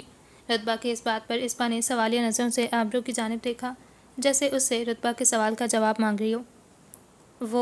وہ کرائے کے پیسے گم ہو گئے تھے، آبرو نے فوراً بہانہ بنایا۔ گم ہو گئے تھے یا خرچ ہو گئے تھے؟ رتبہ نے مٹر کے دانوں سے بھری پلیٹ کو ایک جانب کرتے تفتیشی انداز میں پوچھا۔ اب اسبا اور رتبہ دونوں کی نظریں آبرو پر جمی تھیں، جو بولنے کے لیے الفاظ تلاش کر رہی تھی۔ میں بتا تو رہی ہوں، گم ہو گئے ہیں، آبرو صفائی دینے والے انداز میں بولی اور ساتھ رتبہ کو کھا جانے والی نظروں سے گھورا۔ تم اتنی دور سے پیدل آئی ہو؟ اسبا نے ایک احمقانہ سوال داغا۔ نہیں، ہوائی جہاز پر آئی ہوں، سوال جواب بھی کرتی رہو گی یا کھانے کا بھی پوچھو گی؟ قسم سے اتنی بھوک لگی ہے۔ آبرو نے پیٹ پر ہاتھ رکھ کر دہائی دی۔ وہ اس وقت موضوع تبدیل کرنا چاہتی تھی۔ میں پانی لے کر آئی۔ آبرو کی بات سنتے ہی اسبا فوراً کچن کی طرف بھاگی۔ تم نہ اپنے دماغ کو تھوڑا کم استعمال کیا کرو، آئی سمجھ؟ اسبا کے چاہتے ہی آبرو رتبہ کو مخاطب کرتے بولی۔ اس سے پہلے کہ رتبہ اس کی بات کا جواب دیتی، رتبہ کی نظر آبرو کے پاؤں کی جانب گئی۔ آبرو، تمہارے پاؤں سے تو خون نکل رہا ہے۔ وہ فوراً چارپائی سے اترتی اس کی جانب لپکی۔ آبرو نے اس کی بات سنتے ہی فوراً اپنی گردن جھکا کر اپنا دایاں پاؤں دیکھا، جس کی ایڑی کے قریب سے خون نکل رہا تھا۔ ایڑی کے نیچے کی جلد ایک طرف سے پھٹ چکی تھی اور اب اس میں سے خون رس رہا تھا۔ کچھ نہیں ہوا، چھوٹا سا زخم ہے، ٹھیک ہو جائے گا، रुतबा को अपना पाँव पकड़े देखकर वो फ़ौरन बोली, ये ज़ख्म मुसलसल टूटा जूता घसीटने की वजह से आया था। बीच रास्ते में भी ज़ख्म से खून बह रहा था, मगर फिर जल्दी ही बंद हो गया था। मगर अब शायद वो ज़ख्म दोबारा खुल गया था। छोटा सा ज़ख्म, देखो तो सही कितना खून बह रहा है, और तुम छोटा सा ज़ख्म कह रही हो। रुतबा के चेहरे पर फ़िक्र ही फ़िक्र थी। इतने में इसबा किचन से पानी लेकर उनके पास आई। आबरू, ये क्या हुआ है? वो ग्लास एक तरफ रखती आबरू की जानिब आई। अरे मेरी बात सुनो तुम दोनों, कुछ नहीं हुआ, छोटा सा ज़ख्म है, ठीक हो जाएगा, परेशान मत हो। वो रुतबा के हाथ से अपना पाँव छुड़वाते हुए बोली, जो टिश्यू की मदद से खून रोकने में मसरूफ़ थी। तुम्हें तकलीफ़ हो रही होगी ना आबरू? इसबा की आंखों में आंसू झिलमिलाने लगे। वह ऐसी ही थी, छोटी छोटी बातों पर फ़ौरन रो देने वाली। नहीं हो रही तकलीफ़, अब तुम रोना मत प्लीज़, वरना अम्मी भी परेशान हो जाएंगी। वो इसबा को रोने से बाज रखने के लिए बोली, वरना ज़ख्म वाली जगह पर अब उसे शदीद तकलीफ़ हो रही थी। मगर आबरू, रुतबा उसकी लापरवाही को देखते कुछ कहने ही लगी थी कि आबरू ने उसकी बात काट दी। अगर मगर कुछ नहीं, मैं कह रही हूँ ना कि ये मामूली ज़ख्म है, मैं देख लूँगी। मुझे बताओ कि अम्मी और हरम कहाँ हैं, नज़र नहीं आ रही। वो अब टिश्यू की मदद से ज़ख्म साफ़ कर रही थी, क्योंकि खून अब निकलना बंद हो चुका था। हरम कमरे में अपना होमवर्क कर रही है। रुतबा ने आबरू के सवाल का जवाब दिया। और अम्मी? आबरू ने खून आलूद टिश्यू को ज़मीन पर एक जानिब रखते उससे दोबारा पूछा। उनकी तबीयत ख़राब है, इस बार धीमी आवाज़ में बोली। इसबा की बात सुनकर आबरू का ग्लास एक तरफ बढ़ता हाथ एक लम्हे को थम गया। उसने सवालिया नज़र उठाकर इसबा की जानिब देखा। क्या हुआ अम्मी को? वो मुतफक्किर लहजे में बोली। बीपी बहुत बढ़ गया था उनका दोपहर में। रुतबा खून आलूद टिश्यू इकट्ठे करते हुए बोली। और तुम लोगों ने मुझे बताना भी ज़रूरी नहीं समझा। आबरू अपनी जगह से उठ खड़ी हुई। आबरू, तुम बैठो, अब अम्मी ठीक है, मैंने उन्हें खाना खिलाकर सुला दिया। इसबा ने आबरू को कंधों से थामते दोबारा बिठा दिया। अम्मी ने दवाई ली थी? आबरू ने एक और सवाल पूछा। वो अम्मी की दवाई तो ख़त्म हो गई थी। कब? 1 हफ़्ता पहले। इसबा धीमी आवाज़ में हिचकिचाते हुए बोली। मेरे अल्लाह, 1 हफ़्ता हो गया दवाई ख़त्म हुए और तुम मुझे अब बता रही हो? आबरू अपने सर पर हाथ रखकर उसकी लापरवाही पर अफसोस करते बोली। तुम्हें बता भी देते तो तुम क्या कर सकती थी? पता तो है कि वो दवाई कितनी महंगी है, और हमारे हालात से तो तुम बाखूबी वाकिफ़ हो। आबरू की बात का जवाब सालिया बेगम ने दिया, जो इन तीनों की आवाज़ें सुनकर जाग गई थीं और अब आबरू के सामने रखी चारपाई पर बैठ रही थीं, जिस पर एक तरफ मटर से भरी प्लेट रखी थी। मगर अम्मी, आपकी सेहत हमारे लिए सबसे ज़्यादा है, और रही बात हमारे हालात की, तो मैं आज ही ताया जान से बात करूँगी। क्या बात करोगी तुम उनसे? सालिया बेगम का फौरी सवाल था। ये कि हमारे घर को तो उन्होंने बेच दिया, अब उसकी रकम तो कम से कम हमें दे दें। यूँ रोज़ रोज़ हमें अपनी छोटी छोटी ज़रूरियात के लिए उनके आगे हाथ फैलाने पड़ते हैं। आबरू के लहजे में कर्ब था। उसकी इस बात पर सालिया बेगम खामोश नहीं, क्योंकि वो जानती थी कि एक एक पाई के लिए उन्हें किस तरह तरसाया जाता है। उन्हीं के पैसे उन्हें भीख में दिए जाते हैं, मगर वो ये भी जानती थी कि इसके अलावा और कोई हल मौजूद ना था। कुछ लम्हे खामोशी की नज़र हुए। इस खामोशी को इसबा की आवाज़ ने तोड़ा। आबरू, तुम हाथ मुँह धो लो, मैं तुम्हारे लिए खाना लगाती हूँ। रुतबा, तुम मेरे साथ आओ। वो आबरू को फ्रेश होने का कहते रुतबा को लिए किचन में चली गई, जबकि पीछे बैठी आबरू ने तो जैसे उसकी बात सुनी ही ना थी। उसका जहन मुसलसल सोचों के शिकंजे में कैद था। उसे याद था पिछली बार ताई ने उसे पैसे देने के बाद क्या कहा था। भिखारी भी इतनी बार हाथ फैलाए तो उसे शर्म आ जाए। वो अल्फाज उसके कानों में आज भी गूंज रहे थे। अब उसे कुछ करना होगा, यूँ रोज़ रोज़ की ज़िल्लत और भीख से रिहाई हासिल करनी होगी। उसने सोच लिया था कि इस बार वो सीधा ताया जान से बात करेगी। सबरीना इस वक्त किचन में खड़ी थी। उसके बेटे को 3 दिन से तेज़ बुखार था। उसके पास उसे डॉक्टर को दिखाने के पैसे भी नहीं थे। वो बेबसी की इंतहा पर थी। वो किचन में उसके लिए कुछ खाने को लेने आई थी। खाली किचन देखकर उसका दिल फट जाने को था। वो हिम्मत करती आगे बढ़ी, सामने लगा कैबिनेट खोलने लगी। कैबिनेट खुलते ही उसे सामने एक बिस्किट का पैकेट नज़र आया। उसने फ़ौरन बिस्किट निकाल कर शेल्फ पर रख दिया और पास पड़ी पतीली का ढक्कन उठाया, जिसमें बामुश्किल आधा कप दूध मौजूद था। उसने आगे बढ़कर जल्दी से चूल्हा जलाया और पतीली को चूल्हे पर रख दिया। अम्मी, उसे अचानक अपने बेटे की नकाहत ज़दा आवाज़ आई। वो भागते हुए उसके पास गई। उसका बुखार मज़ीद शिद्दत इख्तियार कर चुका था। अब सबरीना रोने लगी। अम्मी, अम्मी आप रोएं मत, मैं बिल्कुल ठीक हूँ, आप परेशान मत हों। अपनी माँ को रोता देखकर वो मासूम जान उसे दिलासा दे रही थी। جبکہ اس کی آواز اتنی مدھم تھی کہ بمشکل ہی سبرینا سن پا رہی تھی۔ سبرینا اسے ٹھنڈے پانی کی پٹیاں کرنے لگی۔ اچانک اسے چولہے پر چڑھایا ہوا دودھ یاد آیا۔ وہ بھاگتے ہوئے کچن میں گئی جہاں اب آدھا کپ دودھ بھی آدھا ہو چکا تھا۔ اس کے پاس پیسے نہ ہونے کے برابر تھے۔ اس کی زندگی اس کے ایک غلط فیصلے نے برباد کر ڈالی تھی۔ کاش وہ اس وقت جذبات میں آ کر وہ فیصلہ نہ کرتی۔ وہ اپنی بربادی کی ذمہ دار کبھی اپنی قسمت کو نہیں ٹھہراتی تھی، بلکہ اس کا کہنا تھا کہ اس کی بربادی کی ذمہ دار صرف وہ خود ہے۔ ہم زندگی میں اکثر معاملات کے برے انجام پر اس کا قصوروار اپنی قسمت کو ٹھہراتے ہیں، جبکہ ہم یہ بھول جاتے ہیں کہ فیصلوں کا اختیار تو ہمارے پاس ہی ہوتا ہے۔ وہ دودھ کو کپ میں انڈیلتی بسکٹ کا پیکٹ اٹھائے باہر آئی۔ اس نے دونوں چیزوں کو ایک طرف رکھتے اپنے بیٹے کو اٹھایا، مگر بار بار ہلانے پر بھی جب وہ ہوش میں نہ آیا تو سبرینا کے ہاتھ پاؤں پھولنے لگے۔ وہ آنسوؤں کے ساتھ بآواز روتی اسے اٹھانے لگی۔ غلط فیصلہ تو سبرینا نے کیا تھا، سزا کی حقدار بھی وہی تھی۔ یہ معصوم جان تو بے قصور تھی، تو پھر وہ کیوں اس کی سزا میں شراکت دار ٹھہرائی جا رہی تھی؟ اپنے بچے کو اپنے سینے سے لگائے روتے ہوئے وہ اپنے کیے گئے غلط فیصلے پر پچھتا رہی تھی، جس نے اسے دربدر کر دیا تھا۔ کاش اس کے بس میں ہوتا تو وہ ماضی میں جا کر اپنا وہ فیصلہ بدل لیتی، مگر گزرا وقت کیا کبھی لوٹ کر آیا ہے؟ کھانا کھا کر آبرو نے اپنے پاؤں کے زخم پر پٹی باندھ لی تھی، بلکہ یہ کہنا صحیح ہوگا کہ اس بار رتبہ نے زبردستی پٹی کروائی تھی۔ وہ اس وقت کمرے میں بیٹھی اپنی اسائنمنٹ بنا رہی تھی جب اسے پیغام ملا کہ جلال طاہر نے اسے نیچے بلایا ہے۔ اسے حیرانگی ہوئی تھی، اور اس حیرت میں اضافہ تو اس وقت ہوا جب اسے معلوم ہوا کہ صرف اسے ہی نہیں، صالحہ بیگم کو بھی بلایا ہے۔ اب اس کی حیرت میں آہستہ آہستہ پریشانی شامل ہونے لگی۔ اس نے صالحہ بیگم سے کہا تھا کہ وہ رہنے دیں، وہ خود ہی جا کر پوچھ آتی ہے کہ یہ کیا بات ہے، مگر صالحہ بیگم کے اصرار پر وہ انہیں ساتھ لیے سیڑھیاں اترتی نیچے آ گئی۔ لاؤنج میں داخل ہوتے ہی اسے سامنے بڑے صوفے پر جلال طاہر اور سائمہ طائی بیٹھے ہوئے نظر آئے، جبکہ سائڈ پر رکھے گئے صوفے پر اشر موجود تھا۔ جلال طاہر کے چہرے پر اس وقت سخت تاثرات تھے، وہ برہم نظر آ رہے تھے، جبکہ سائمہ طائی کی آنکھوں میں ہمیشہ کی طرح انہیں دیکھتے حقارت در آئی تھی، جبکہ اشر کے تاثرات بالکل نارمل تھے۔ اس نے صالحہ بیگم کے قریب آنے پر ان کو سلام کیا۔ اس سارے منظر میں آبرو کی نظریں جلال طاہر کے چہرے پر تھیں۔ ان کے چہرے کے تاثرات اسے کچھ غلط ہونے کا اندیہ دے رہے تھے۔ سب کو سلام کرتے وہ اور صالحہ بیگم جلال طاہر کے سامنے رکھے ہوئے بڑے صوفے پر بیٹھ گئیں۔ اس سے پہلے کہ جلال طاہر کچھ بولتے، ان کے کرتے کی جیب میں موجود موبائل بجنے لگا۔ انہوں نے موبائل جیب سے نکال کر کال اٹھائی اور فون کان سے لگایا۔ آبرو نے ادھر ادھر نگاہ دوڑائی۔ لاؤنج کی تھیم گولڈن رکھی گئی تھی، صوفے پردے لاؤنج میں رکھا گیا، باقی فرنیچر بھی اس تھیم کے مطابق منتخب کیا گیا تھا۔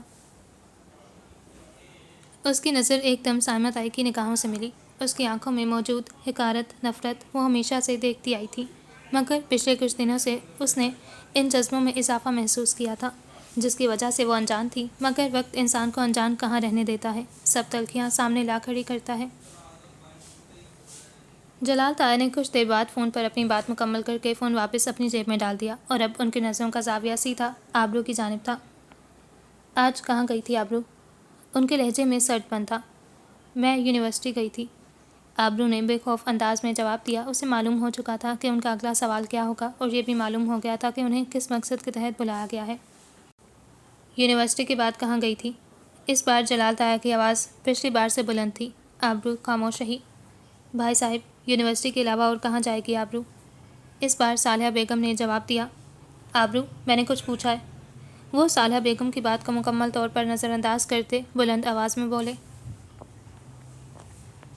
قبرستان گئی تھی۔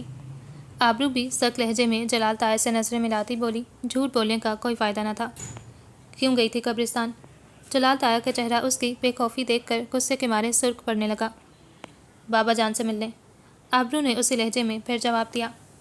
دیکھ رہی ہو صالحہ کس طرح بے خوفی سے جواب دے رہی ہے، بجائے اپنی حرکت پر شرمندہ ہونے کے اپنے تایا کی آنکھوں میں آنکھیں ڈال کر بدتمیزی کر رہی ہے۔ اس بار سائمہ طائی نے صالحہ بیگم کو مخاطب کیا، جو خاموش بیٹھی تھی۔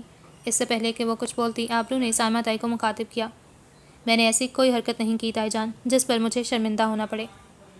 تمہیں یہ بات معلوم ہے آبرو کہ وہ قبرستان کس سنسان علاقے میں ہے؟ تمہیں وہاں ہرگز نہیں جانا چاہیے تھا۔ جلال طاہر بلند آواز میں گرائے۔ اور دوسری بات یہ کہ ایسی کیا ضرورت آن پڑی تھی تمہیں قبرستان جانے کی؟ تمہیں معلوم نہیں ہے کہ عورتیں قبرستان نہیں جاتیں؟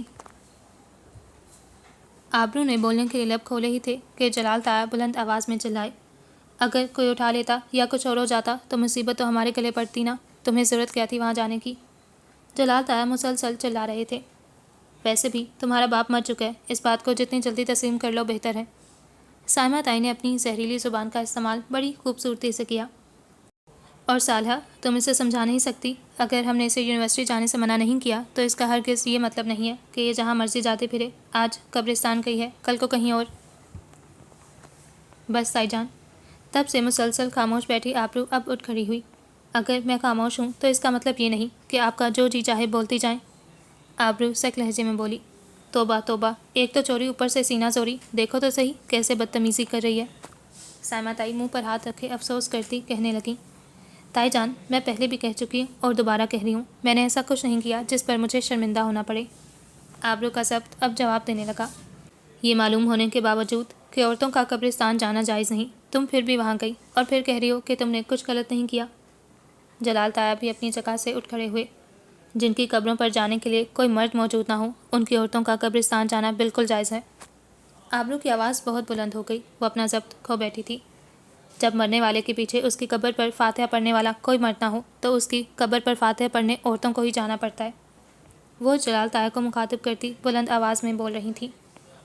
اور مرنے والے کو بھول نہیں جانا چاہیے۔ جب مرنے والے نے اپنی پوری زندگی آپ کی آسائشات، خواہشات، ضروریات کا خیال رکھا ہو تو مرنے کے بعد ہمیں بھی اس کا خیال رکھنا چاہیے۔ اپنی مصروف زندگیوں میں سے کچھ پل نکال لینے چاہیے، 2 گھڑی ان کی قبر پر فاتحہ پڑھ لینی چاہیے، ان کی بخشش مغفرت کے لیے دعا مانگ لینی چاہیے۔ یہ بات اس نے سائمہ تائی کی جانب دیکھتے ہوئے کہی۔ اور اگر یہ سب کرنا گناہ ہے تو ہاں، میں ہوں گناہ گار، دے دیجیے مجھے سزا۔ وہ یہ کہتی صالحہ بیگم کی طرف بڑھ گئی جو مسلسل بے آواز رو رہی تھیں۔ اور ہاں، مجھے قبرستان جانے سے روکنے کی کوشش مت کیجیے گا۔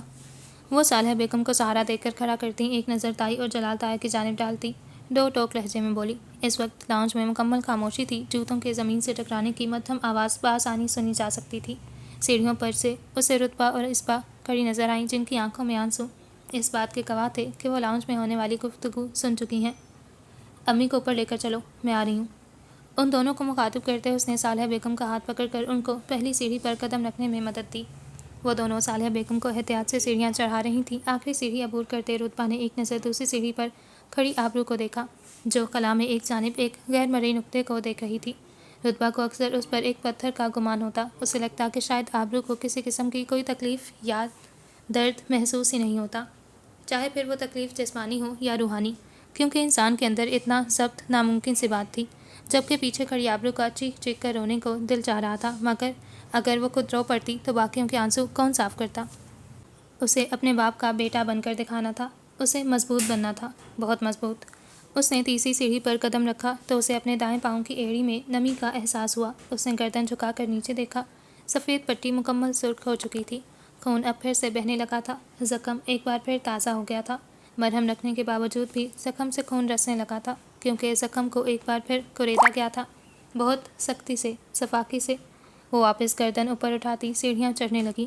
ہر سیڑھی پر خون کے دھبے نمودار ہونے لگے، سرخ دھبے۔ وہ اس وقت ہسپتال کے کوریڈور میں موجود تھی۔ اسے یہاں آئے 2 گھنٹے بیت چکے تھے۔ کچھ دیر پہلے ڈاکٹرز اس کے بیٹے کو اپنے ساتھ لے گئے تھے اور اسے یہاں انتظار کرنے کو کہا تھا۔ انتظار بذات خود ایک امتحان ہے اور ہسپتال کی راہداری میں کیا جانے والا انتظار اس امتحان کو مزید جان لیوا بنا دیتا ہے۔ وہ اپنے سامنے موجود بند دروازے کو دیکھ رہی تھی جہاں سے کچھ دیر پہلے اس کے بیٹے کو لے جایا گیا تھا۔ رو رو کر اب اس کے آنسو بھی خشک ہو چکے تھے۔ وہ اس دروازے کو دیکھتے ایک بار پھر ماضی کی تاریکوں میں گم ہونے لگی۔ اسے یاد تھا اس دن فیضی سے ملاقات کے بعد جب وہ یونیورسٹی سے گھر آئی تھی تو شام کے 6 بج چکے تھے۔ سبرینا یونیورسٹی سے آ کر سیدھا اپنے کمرے میں بند ہو گئی تھی۔ اس کا دماغ معاف ہو رہا تھا، وہ شدید کشمکش کا شکار تھی۔ اسے انتخاب کرنا تھا کسی ایک کا، اسے فیصلہ کرنا تھا اپنی زندگی کا، مگر وہ یہ بھول رہی تھی کہ بعض فیصلے صرف آپ کی زندگی سے منسلک نہیں ہوتے، ان فیصلوں سے اور بہت سی زندگیاں جڑی ہوتی ہیں، بس فیصلے کا اختیار کسی ایک کو دے دیا جاتا ہے۔ وہ 2 گھنٹے سے مسلسل ایک ہی بات سوچ رہی تھی، مگر 2 گھنٹے بعد بھی جب وہ کسی فیصلے پر نہ پہنچ پائی تو شکستہ قدموں سے چلتی دروازہ کھول کر باہر لاؤنج میں آ گئی جہاں سکینہ بیگم فون پر کسی سے بات میں مصروف تھیں۔ اسے اپنی جانب آتا دیکھ کر انہوں نے الوداعی کلمات ادا کرتے فون بند کر کے سامنے ٹیبل پر رکھ دیا۔ ادھر آؤ میرے پاس۔ اسے اپنے سامنے والے صوفے پر بیٹھتا دیکھ کر وہ بولی۔ سکینہ بیگم کی آواز پر اس نے ان کی جانب دیکھا، نہ جانے کیوں اس کی آنکھیں بھرنے لگی تھیں۔ وہ صوفے پر ان کے قریب آ کر بیٹھ گئی۔ سکینہ بیگم نے اس کے چہرے کا جائزہ لیا، صرف 3 دنوں میں اس کا کیا حال ہو گیا تھا۔ آنکھوں کے گرد ہلکے نیند پوری نہ ہونے کے باعث سرخ پڑتی آنکھیں، پیلا پڑتا رنگ، وہ انہیں پچھلے دنوں سے بہت زیادہ کمزور لگی تھی۔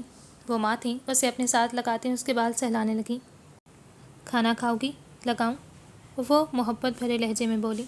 بھوک نہیں ہے، سبرینا مدھم لہجے میں بولی۔ آج لیٹ ہو گئی یونیورسٹی سے، خیریت؟ اس کا جواب سن کر وہ موضوع بدلتی بولی، جی وہ ایکسٹرا کلاس تھی، اس لیے۔ سبرینا نے اپنی قمیض کے دامن پر بنے ڈیزائن میں موجود پھول پر انگلی پھیرتے ہوئے جواب دیا، صحیح، آج رقیہ بھابھی آئی تھیں۔ سکینہ بیگم کی بات پر سبرینا کا ہاتھ تھم گیا۔ تمہیں شاپنگ کے لیے ساتھ لے جانا چاہ رہی تھیں؟ کافی انتظار کیا انہوں نے، میں نے تمہیں کال بھی کی تھی مگر تمہارا موبائل بند آ رہا تھا، اس لیے میں نے انہیں کل کا کہا ہے، تم کل یونیورسٹی سے چھٹی کر لو۔ اسے مسلسل خاموش دیکھ کر وہ بولنے لگی، میں نہیں جاؤں گی ان کے ساتھ۔ سبرینا ان سے الگ ہوتے ہوئے بولی، مگر کیوں بیٹا؟ سکینہ بیگم نے اس کی جانب دیکھتے ہوئے کہا، آپ اچھی طرح جانتی ہیں امی کہ کیوں۔ سبرینا بھی جواباً ان کی آنکھوں میں دیکھتے ہوئے بولی، سبرینا ضد مت کرو۔ سکینہ بیگم اسے سمجھانے لگیں، ضد میں نہیں، آپ لوگ کر رہے ہیں۔ سبرینا اپنی جگہ سے اٹھ کھڑی ہوئی، کیا برائی ہے حذیفہ میں جو تم یوں انکار کر رہی ہو؟ اس بار سکینہ بیگم بھی سختی سے بولی، یہی تو میں آپ سے پوچھنا چاہتی ہوں امی کہ فیضی میں کیا برائی ہے جو آپ لوگ ایک بار اس سے ملنا بھی نہیں چاہتے؟ سبرینا دو بدو جواب دے رہی تھی۔ سکینہ بیگم خاموش ہو گئیں، ان کے پاس حقیقتاً اس بات کا کوئی جواب نہ تھا۔ میں آپ کو بتاؤں اصل مسئلہ کیا ہے؟ انہیں خاموش دیکھ کر سبرینا کھوکھلی ہنسی ہنستے ہوئے بولی، جس پر سکینہ بیگم نے اس کی جانب دیکھا۔ اصل مسئلہ یہ ہے کہ ابو کی انا کو یہ بات گوارا نہیں ہے کہ میں ان کی بیٹی اپنی زندگی کا کوئی فیصلہ اپنی مرضی سے کروں۔ وہ سانس لینے کو رکی۔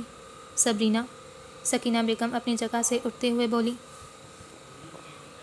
نہیں امی مجھے بولنے دیں۔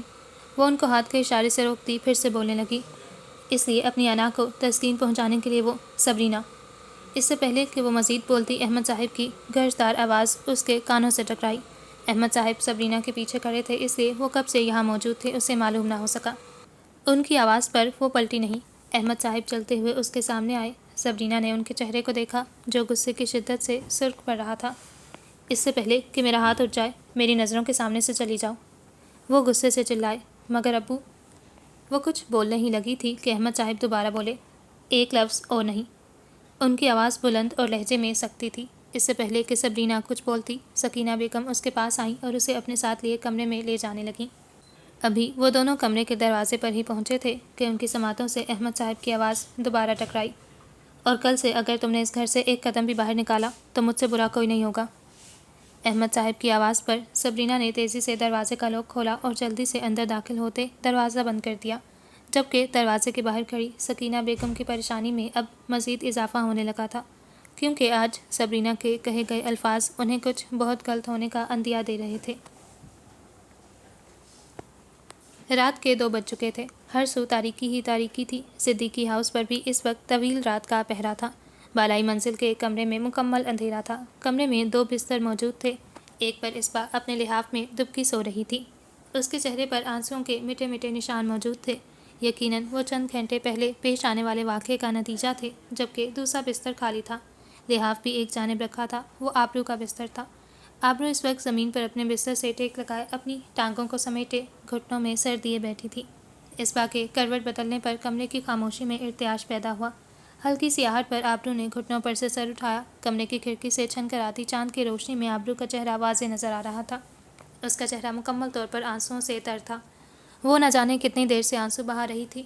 اس کی پرکشش سیاہ آنکھیں مسلسل آنسو بہا کر اب تھک چکی تھیں، مگر دل کا درد تھا کہ کم ہونے کی بجائے مزید بڑھتا جا رہا تھا۔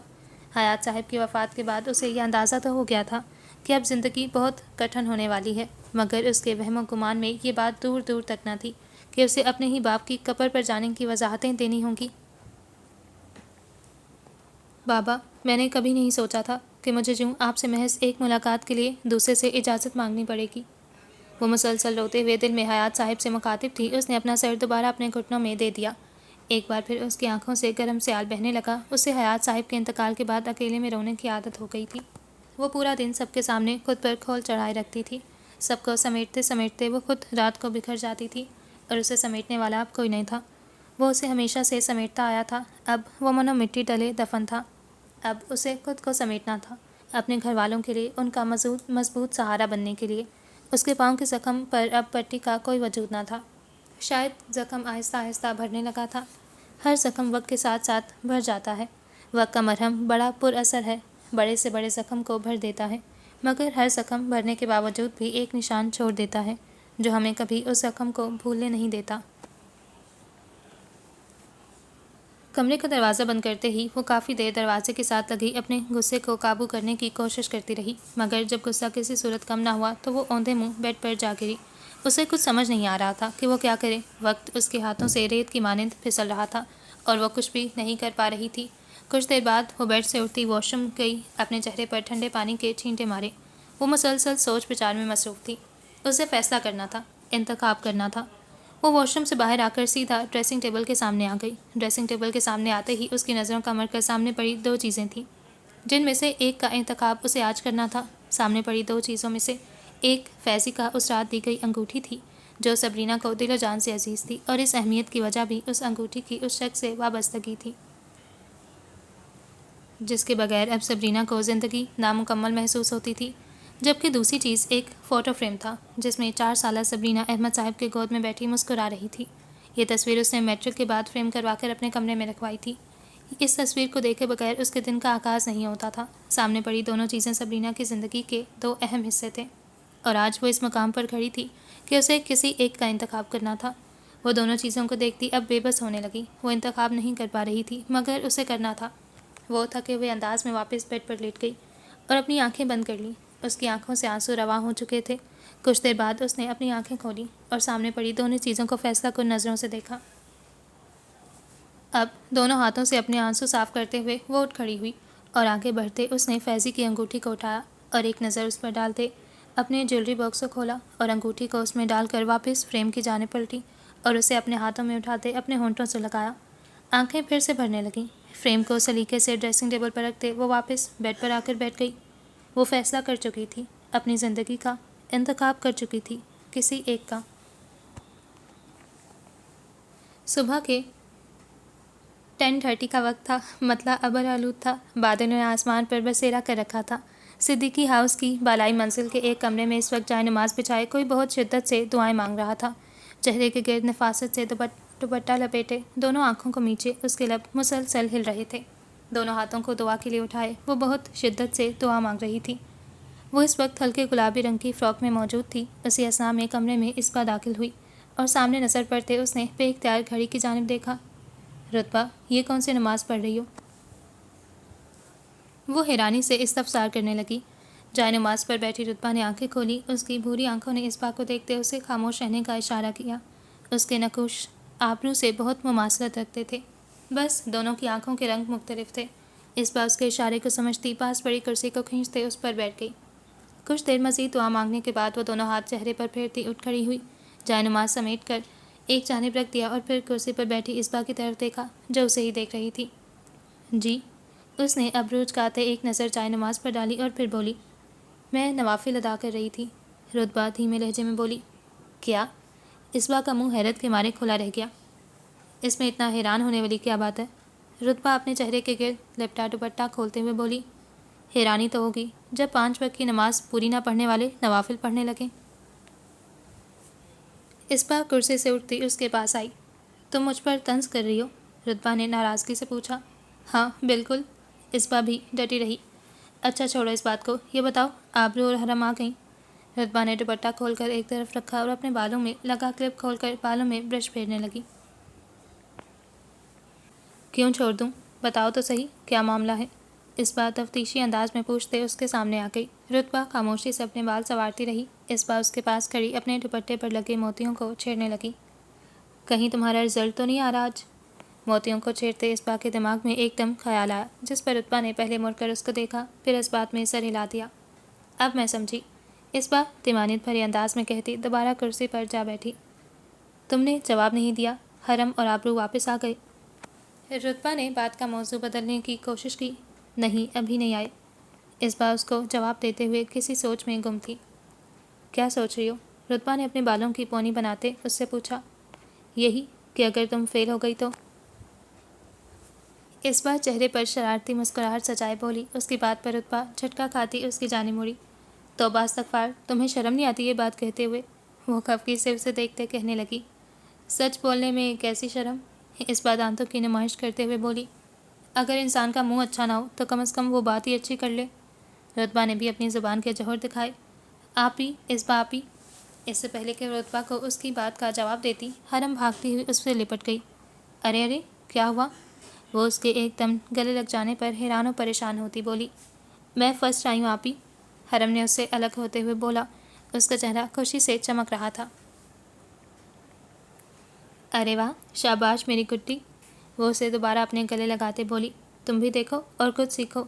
اس بار رتبہ کو مخاطب کرتی بولی، جس پر رتبہ نے اس کو دیکھتے آنکھیں گھمائی کہ اس کی نظریں گھڑی پر پڑی جس پر 11 بج چکے تھے اور وہ ایک دم بھاگتی ہوئی دوسرے کمرے میں چلی گئی۔ اسے کیا ہوا؟ اسے اس طرح بھاگتے دیکھ کر کمرے میں داخل ہوتی آبرو نے اس بار سے پوچھا۔ لگتا ہے رزلٹ آ گیا اس کا۔ اس بار حرم کے بال سنوارتی بولی۔ اوہ اچھا، امی کہاں ہیں؟ آبرو نے ان کے پاس بیٹھتے ہوئے پوچھا۔ سامنے والی خالدہ آنٹی کے گھر گئی ہیں۔ صحیح، آبرو نے سمجھنے کے انداز میں سر ہلایا۔ آپی، آپ کو پتہ ہے میری مس کہہ رہی تھیں کہ میں ان کی فیوریٹ اسٹوڈنٹ ہوں۔ حرم مسکراتے ہوئے اس بار کو اپنے ٹیچر کی کہی بات بتانے لگی۔ میری گڈی ہے ہی اتنی اچھی اور پیاری، اس بار نے اس کے پھولے ہوئے گال کھینچتے ہوئے کہا، جبکہ پاس بیٹھی آبرو انہیں دیکھ کر مسکرا رہی تھی۔ اس کی نظر کمرے میں داخل ہوتی رتبہ کی جانب گئی جس کا بجھا ہوا چہرہ کچھ غلط ہونے کا اندیہ دے رہا تھا۔ کیا ہوا رتبہ؟ آبرو اٹھتے ہوئے اس کے پاس جانے لگی۔ آبرو کی آواز پر اسبا نے بھی رتبہ کی جانب دیکھا۔ آ گیا رزلٹ؟ اسے مسلسل خاموش دیکھ کر آبرو دوبارہ بولی۔ ہاں، آ گیا، رتبہ سپاٹ لہجے میں بولی۔ اس کا انداز دیکھ کر کسی نے مزید کوئی سوال نہ کیا۔ پوچھیں گے نہیں کیسا آیا؟ انہیں خاموش دیکھ کر رتبہ بولی۔ بتانا چاہتی ہو تو بتا دو، تمہاری مرضی۔ آبرو سمجھ چکی تھی اس لیے واپس بیڈ پر آ کر بیٹھ گئی۔ بتاؤ نا رتبہ، کیسا رہا؟ اس بار چہرے پر فکر سموئے اس کے قریب تھی۔ تمہاری دعائیں قبول نہیں ہوئیں، وہ اس بار کی جانب دیکھتے ہوئے بولی۔ کیا مطلب؟ اس بار نے اس کی بات پر ناسمجھی سے پوچھا۔ مطلب یہ کہ میں پاس ہو گئی ہوں، میرے سارے سبجیکٹس میں A+ گریڈ آیا ہے۔ وہ خوشی کے مارے چلائی۔ اس کی بات سنتے اسبا نے ٹیبل پر پڑی کاپی اٹھا کر اس کے کمر پر دے ماری۔ ہائے اللہ، ظالم عورت! رتبہ نے اپنی کمر پر ہاتھ رکھ کر دہائی دی۔ یہ ڈرامہ کرنے کی کیا ضرورت تھی؟ ہاں، منہ پر 12 بجا کر ایسے آئی تھی جیسے فیل ہو گئی ہو۔ اسبا خفگی سے کہنے لگی۔ ہاں ہاں، پتہ ہے مجھے تمہیں اپنی دعائیں قبول نہ ہونے کا کتنا افسوس ہے۔ رتبہ اسے چڑھاتی حرم کے قریب آئی اور زور سے اس کے گال کھینچے۔ آپ ہی، جس پر وہ چلا اٹھی۔ رتبہ آرام سے۔ آبرو حرم کے چلانے پر رتبہ کو مخاطب کرتی بولی۔ زور سے نہیں کھینچا میں نے، یہ ہے ہی بہت نازک۔ وہ حرم کو گھورتے ہوئے بولی۔ یاد آیا، تمہارے ساتھ وشما کا بھی تو رزلٹ تھا نا؟ رتبہ کو ایک دم یاد آیا۔ جی، اس کا بھی رزلٹ تھا۔ حرم اپنا گال سہلاتے ہوئے بولی۔ ٹاپ کیا ہوگا اس نے تو۔ رتبہ دھپ سے بیڈ پر بیٹھ گئی۔ وشما فیل ہو گئی ہے۔ جواب آبرو کی طرف سے آیا۔ اوئے، نہ کرو، سچی؟ رتبہ ایک دم حرم کی جانب دیکھتے ہوئے بولی، جس پر حرم نے اس بات میں سر ہلایا۔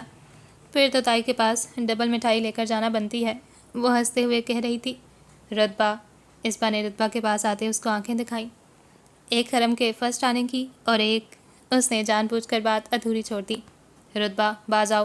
آبرو نے اس کے سر پر ایک چپٹ رسید کی۔ اچھا اچھا، اب میرا موڈ خراب مت کرنا، میں خوش ہوں آج۔ وہ اپنے ناخنوں کو دیکھتے ہوئے بولی۔ چلو میرے ساتھ کچن میں۔ اس بار رتبہ کو دیکھتے ہوئے بولی۔ نہیں، آج نہیں، آج مجھے آرام کرنے دو۔ رتبہ تکیے پر سر رکھتی لیٹ گئی۔ کیوں بھائی، کس خوشی میں؟ اس بار تم کچن میں چلو، میں آتی ہوں تمہارے ساتھ۔ اس بار کی بات مکمل ہونے سے پہلے آبرو بولی۔ اس کی بات پر اسبا نے رتبہ کو گھورا، گویا کہنا چاہتی ہو تمہیں بعد میں دیکھ لوں گی، اور تم آج جتنا آرام کرنا ہے کر لو، کل سے دوپہر کا کھانا تم بناؤ گی۔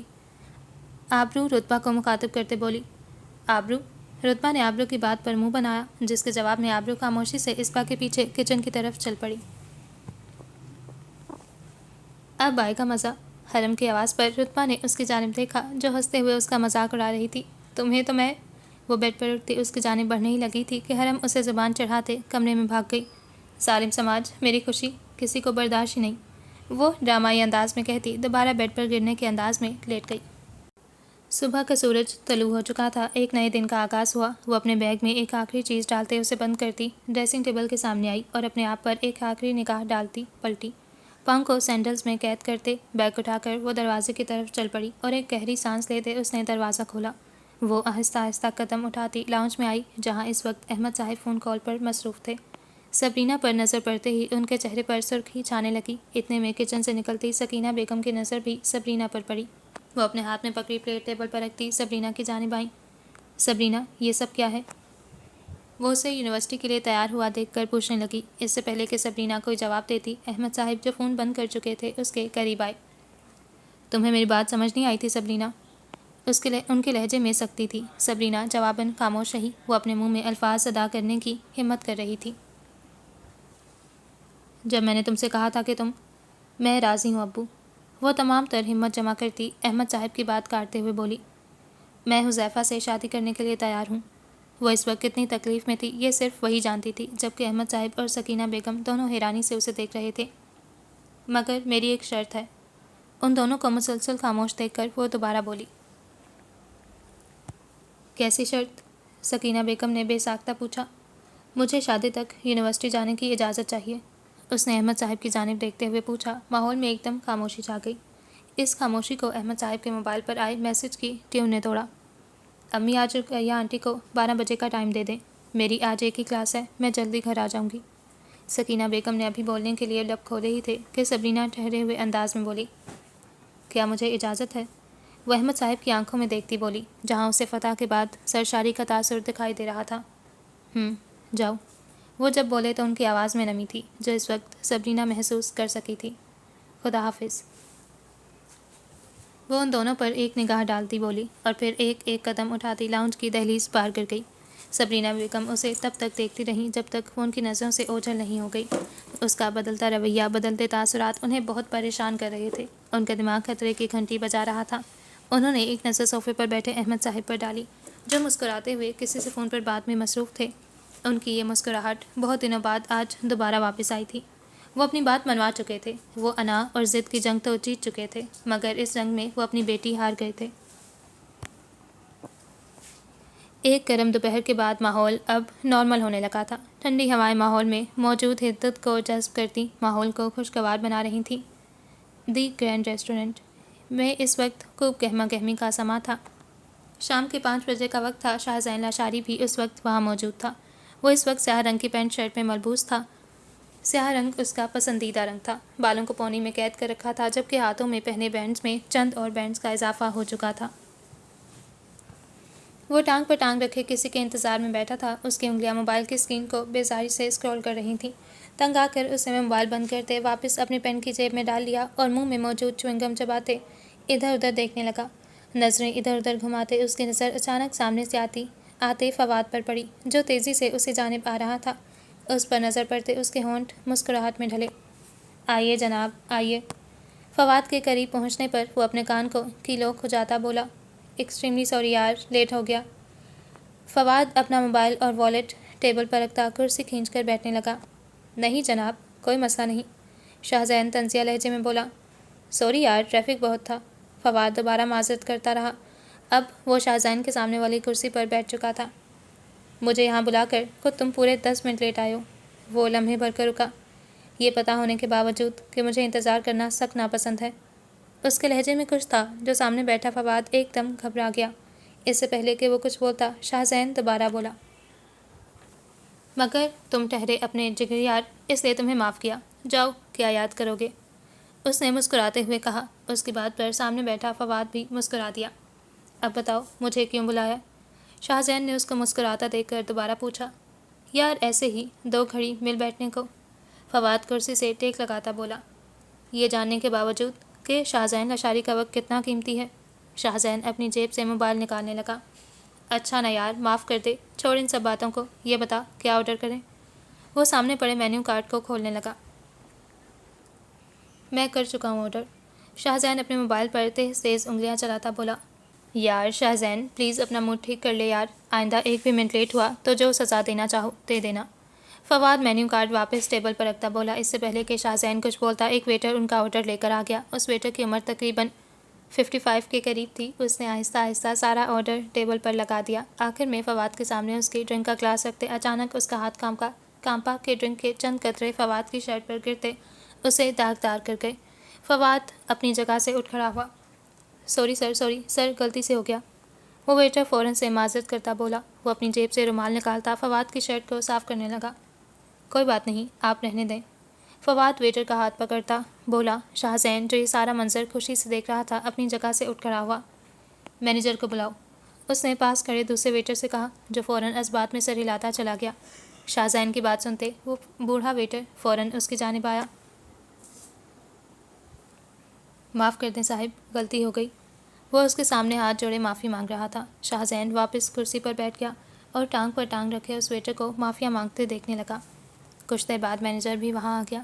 اس کے چہرے سے عیاں تھا کہ وہ سارے معاملے سے بے خبر ہے۔ سر، میں اس کی طرف سے آپ سے معافی مانگتا ہوں۔ وہ اس ویٹر کی طرف اشارہ کرتا شاہ زین کے پاس آیا۔ شاہ زین اس کی بات سنتا اپنی جگہ سے کھڑا ہوا۔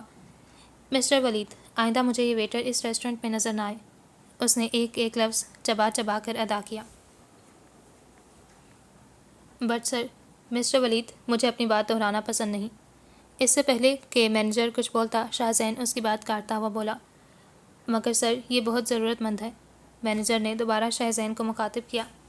یہ میرا مسئلہ نہیں ہے، اسے کہو جب یہ دوسروں کو سرو کرنا سیکھ جائے تو کہیں اور جا کر نوکری ڈھونڈے۔ شاہ زین تنفر سے کہتا ٹیبل پر اپنا والیٹ اٹھانے لگا۔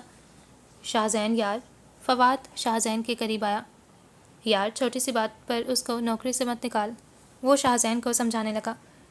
میں نے تم سے مشورہ نہیں مانگا۔ شاہ زین کی بات پر فواد مزید کچھ بولنے کے بجائے پیچھے ہو گیا۔ جی ولید صاحب، آ گئی میری بات آپ کو سمجھ؟ اگر یہ شخص مجھے آئندہ یہاں دکھائی دیا تو نتائج کے ذمہ دار آپ خود ہوں گے۔ شاہ زین یہ کہتا آگے بڑھنے لگا کہ وہ ویٹر اس کے سامنے آ گیا۔ صاحب، ایسا نہ کریں صاحب، میں بہت غریب ہوں صاحب، میرا گھر۔ اس سے پہلے کہ اس کی بات مکمل ہوتی شاہ زین اسے دھکا دیتا اپنے سامنے سے ہٹا کر باہر کی جانب چل پڑا۔ پیچھے کھڑا فواد بھی ایک رحم بھری نگاہ اس ویٹر پر ڈالتا باہر چلا گیا۔ وہ ویٹر بھاگتا ہوا مینیجر کے پاس آیا۔ سر پلیز مجھے نوکری سے مت نکالنا، سر پلیز۔ وہ گڑگڑاتا ہوا منتیں کر رہا تھا جبکہ مینیجر سمیت باقی سارا عملہ بے بس کھڑا تھا۔ سب کو معلوم تھا کہ شاہ زین لاشاری کی بات سے انکار کا ایک ہی مطلب ہے، اپنی بربادی کو آواز دینا۔ سب کو معلوم تھا کہ وہ 2 دن کے اندر اندر یہ ریسٹورنٹ بند کروا سکتا ہے، کیونکہ وہ اس شہر کے سب سے بڑی ٹیکسٹائل انڈسٹری لاشاری ٹیکسٹائل کے مالک فیاض لاشاری کا بڑا بیٹا تھا۔ واہ اسبا واہ، آج تو دل خوش کر دیا۔ رتبہ ٹیبل پر موجود بریانی کی ڈش دیکھتے کرسی پر بیٹھنے لگی۔ اس کی اس بات پر سامنے بیٹھی اسبا اور آبرو نے مسکراتی نظروں سے ایک دوسرے کو دیکھا۔ جلدی آ جائیں امی، بہت بھوک لگی ہے۔ رتبہ صالحہ بیگم کو آواز دینے لگی۔ کچھ دیر بعد صالحہ بیگم سفید رنگ کی چادر اوڑھے ان کے پاس آ گئیں۔ وہ سب اس وقت زمین پر دسترخوان بچھائے کھانا کھانے بیٹھے تھے۔ جلدی شروع کریں، کھانے کو زیادہ دیر انتظار نہیں کرواتے۔ رتبہ جلدی سے بولتی صالحہ بیگم کی پلیٹ میں بریانی نکالنے لگی۔ صالحہ بیگم کو بریانی دیکھ کر اس نے جلدی جلدی اپنی پلیٹ بھری اور بے صبری انداز میں جلدی جلدی چمچ بھر کر منہ میں ڈال لیا۔ آرام سے کھاؤ رتبہ۔ صالحہ بیگم اس کا ندیدہ پن دیکھ کر بولی۔ واہ واہ، کیا ذائقہ ہے اسبا، کمال۔ صالحہ بیگم کی بات کو انسنا کرتے وہ آنکھیں بند کیے مکمل طور پر ذائقے کو محسوس کرتے بولی۔ یہ میں نے نہیں، آبرو نے بنائی ہے۔ اسبا حرم کو بریانی ڈال کر دیتے ہوئے بولی۔ سچی؟ رتبہ کو یقین نہ آیا۔ ہاں بھائی ہاں، سچی، آبرو نے بنائی ہے۔ اسبا بریانی کی ٹرے آبرو کی طرف کرتی بولی۔ ارے ہاں، میں بھی کتنی بے وقوف ہوں، بھلا تمہارے ہاتھ میں اتنا ذائقہ کہاں سے آ سکتا ہے؟ رتبہ اسبا کو مخاطب کرتے بولی۔ کیا مطلب ہے تمہاری اس بات کا؟ اسبا رتبہ کی طرف دیکھتی بولی۔ تم کافی سمجھدار ہو، خود سمجھ لو، مجھے سکون سے کھانا کھانے دو۔ وہ بریانی سے مکمل انصاف کرتی رہی۔ اسے چھوڑو اسبا، تم آرام سے کھانا کھاؤ۔ آبرو ٹرے اسبا کے آگے کرتے بولی۔ آبرو، تمہارے ہاتھوں میں اتنا ذائقہ تھا تو ہم پر اتنا ظلم کیوں ہونے دیا؟ رتبہ بریانی کا نوالہ حلق میں اتارتے بولی۔ ہمیں روز اسبا کے ہاتھ کا بے ذائقہ کھانا کھانا پڑتا تھا۔ وہ اپنی پلیٹ خالی ہو جانے پر دوبارہ پلیٹ بھرنے لگی۔ ٹھیک ہے، میرے ہاتھ کا کھانا بے ذائقہ ہے نا؟ اپنے الفاظ پر قائم رہنا۔ اب اس بار رتبہ کو دیکھتی خفگی سے بولی۔ آبرو تو یونیورسٹی ہوتی ہے، گھر پر تو میں ہی ہوتی ہوں نا، آنا ذرا میرے پاس آئندہ کوئی فرمائش لے کر۔ اسبا گلاس میں پانی انڈیلتی بولی۔ جب وہ وقت آئے گا تو دیکھا جائے گا۔ رتبہ کو صرف اپنے سامنے پڑی بریانی سے غرض تھی۔ صالحہ بیگم ان کی نوک جھونک پر مسکرا رہی تھیں۔ آج اتنے دنوں بعد ان سب کے چہروں پہ وہی پرانی مسکان تھی۔ جلال تائی اور سائمہ تائی سے ان کی آخری تلخ کلامی قبرستان والے موضوع پر ہوئی تھی۔ اس کے بعد انہوں نے آبرو سے اس معاملے پر دوبارہ بات نہ کی تھی، کیونکہ وہ جانتی تھیں کہ اس موضوع پر آبرو ان کی ایک نہیں سنے گی، کیونکہ معاملہ حیات صاحب کا تھا۔ اس بات کو ان سب کو ہنستا مسکراتا دیکھ صالحہ بیگم نے دل ہی دل میں ان کی دائمی خوشیوں کی دعا مانگی، مگر ہر دعا کہاں قبول ہوتی ہے۔ قسط نمبر 3۔ کون کہتا ہے جہاں میں عاجزی ماں باپ ہے؟ میں تو کہتا ہوں کہ ہر گھر کی خوشی ماں باپ ہے، جو مہکتی ہے گلابوں کی طرح اولاد میں، گلشن قدرت کی ایسی تازگی ماں باپ ہے۔ مجھ کو لگ سکتی نہیں ہے اس زمانے کی نظر، میں ہوں خوش قسمت میرے سر پر ابھی ماں باپ ہیں۔ بھیج کر ماں باپ کو گھر سے اندھیرا مت کرو، یہ حقیقت ہے کہ گھر کی روشنی ماں باپ ہیں۔ بھول کر ماں باپ کو کیوں پھر رہے ہو در بدر؟ زندگانی کا خزانہ واقعی ماں باپ ہیں۔ زندگی قربان کر دی جس نے بچوں کے لیے، اب تو سمجھو دوستو کتنے سخن ماں باپ ہیں۔ ہال میں اس وقت بالکل سناٹا تھا۔ ہال کی چھت پر نصب لائٹس پورے ہال کو روشنیوں میں نہلا رہی تھیں۔ اسٹیج کے سامنے لگی ڈھیروں کرسیوں پر اس وقت طلباء موجود تھے، جو بہت دلچسپی سے اسٹیج پر موجود چیف گیسٹ کی باتیں سن رہے تھے۔ ہال میں چھائی لمحے بھر کی خاموشی کو دوبارہ ان کی آواز نے توڑا۔ انسان کی زندگی کا سب سے قیمتی اثاثہ اس کے والدین ہیں، اور انسان کو کسی بھی چیز کی قدر و قیمت کا احساس صرف تب ہی ہوتا ہے جب وہ اسے کھو دیتا ہے۔ کبھی غور کیا ہے، ہماری ماں ہمارے جسم پر آنے والے ہر زخم پر ہم سے زیادہ تکلیف میں ہوتی ہے۔ ہماری چاہت میں وہ اپنی زندگی بھلا دیتی ہے، ہماری بڑی سے بڑی خطائیں پل میں معاف کر دیتی ہے۔ اور ہمارے باپ وہ لمحے بھر کر رکیں، ڈائس سے کچھ پیچھے ہٹیں اور سب طلباء کی طرف دیکھا جو توجہ سے ان کی بات سن رہے تھے۔ اور ہمارے باپ ہمارے لیے اپنے خاندان سے، اس دنیا سے سب سے لڑ جاتے ہیں۔ زمانے کی تپتی دھوپ سے ہمیں بچانے والی ذات ہمارے باپ کی ہی ہوتی ہے۔ جن کے سر سے یہ سایہ اٹھ جاتا ہے وہی جانتے ہیں کہ زمانے کی تپش کس قدر جان لیوا ہے۔ یقین مانیے اس دنیا میں وہ انسان خوش نصیب ہے جس کے سر پہ اس کے والدین کا سایہ موجود ہے۔ ماں نہ ہو تو دلاسا دینے والا کوئی نہیں ہوتا، اور باپ نہ ہو تو زندگی کی دوڑ میں اچھا مشورہ دینے والا کوئی نہیں ہوتا۔ ان کی آنکھوں میں نمی جھلملانے لگی، اور اس نمی کا تاثر ان کی آواز میں بخوبی محسوس کیا جا سکتا تھا۔ میری ایک بات یاد رکھیے گا، ماں باپ کی قدر کریں، ان کی نصیحتوں پر عمل کریں۔ یقین مانیں اگر آپ والدین کا ہاتھ پکڑ کر رکھیں گے تو کبھی کسی کے پاؤں پکڑنے کی ضرورت نہیں پڑے گی۔ والدین کی نافرمانی کرنے والوں کا انجام دنیا دیکھتی ہے۔ والدین کو دکھ دینے والے کو دنیا کا کوئی سکھ نصیب نہیں ہوتا۔ وہ یہ بات کہتی ڈائس سے پیچھے ہٹیں اور اپنے جذبات پر قابو پانے کی کوشش کرنے لگیں۔ آنسو ان کے حلق میں جمع ہو چکے تھے، انہیں بولنے میں مشکل کا سامنا تھا۔ آخر میں بس یہی کہوں گی کہ اپنے والدین کی قدر ان کی زندگی میں کیجیے، کیونکہ تصویریں کبھی کسی کی کمی پوری نہیں کر سکتیں۔ وہ یہ کہتی مائک کا بٹن آف کرتیں اسٹیج پر رکھی گئی کرسیوں کی طرف بڑھ گئیں۔ پورا ہال تالیوں سے گونج اٹھا۔ سامنے طلباء میں موجود ایک لڑکی نے اپنے ساتھ بیٹھی لڑکی کے کان میں سرگوشی کی۔ یار یہ کتنا اچھا بولتی ہے نا، سچ میں تو ایموشنل ہو گئی تھی۔ وہ اپنی آنکھوں میں موجود آنسو صاف کرتے ہوئے بولی، ہاں یار واقعی ان کے الفاظ میں بہت اثر ہے۔ دوسری لڑکی بھی پہلی لڑکی کی بات سے متفق ہوئی، بولی، یہ ہیں کون؟ تعارف کروایا تھا پرنسپل نے مگر میں سن نہیں سکی۔ پہلی لڑکی نے دوسری لڑکی کی جانب دیکھتے اس سے سوال کیا، یہ سبرینا احمد ہیں، لاہور کی ایک بہت بڑی NGO آفریدی ٹرسٹ کی اونر۔ صبح صادق کا وقت تھا، فجر کی اذان ہوئے آدھا گھنٹہ بیت چکا تھا۔ آسمان پر نمودار ہوتی ہلکی ہلکی روشنی سورج کی آمد کا اعلان کر رہی تھی۔ ہلکی ہلکی ہوا سے ہلتے پتے جھوم کر اپنے پاک رب کا شکر ادا کر رہے تھے۔ پرندے بھی اپنے اپنے انداز میں اپنے رب کی حمد و ثنا میں مصروف تھے۔ سفید اور سنہرے رنگ کے پتھر سے بنے اس گھر کے تمام مکین بھی اب بیدار ہو چکے تھے۔ اس گھر کے داخلی دروازے پر ایک تختی لگی تھی جس پر ایک نام کنندہ تھا، حیات صدیقی مرحوم۔ اس گھر کے ایک کمرے میں اس وقت واش روم سے پانی گرنے کی آواز آ رہی تھی۔ اس کمرے کی دیواروں کا رنگ سفید تھا۔ کمرے میں ایک بیڈ موجود تھا جس پر اس وقت ہلکے نیلے رنگ کی چادر بچھی تھی اور چادر پر ایک سیاہ کوٹ پڑا تھا۔ بیڈ کی ایک جانب ڈریسنگ ٹیبل موجود تھا جبکہ دوسری جانب الماری رکھی تھی۔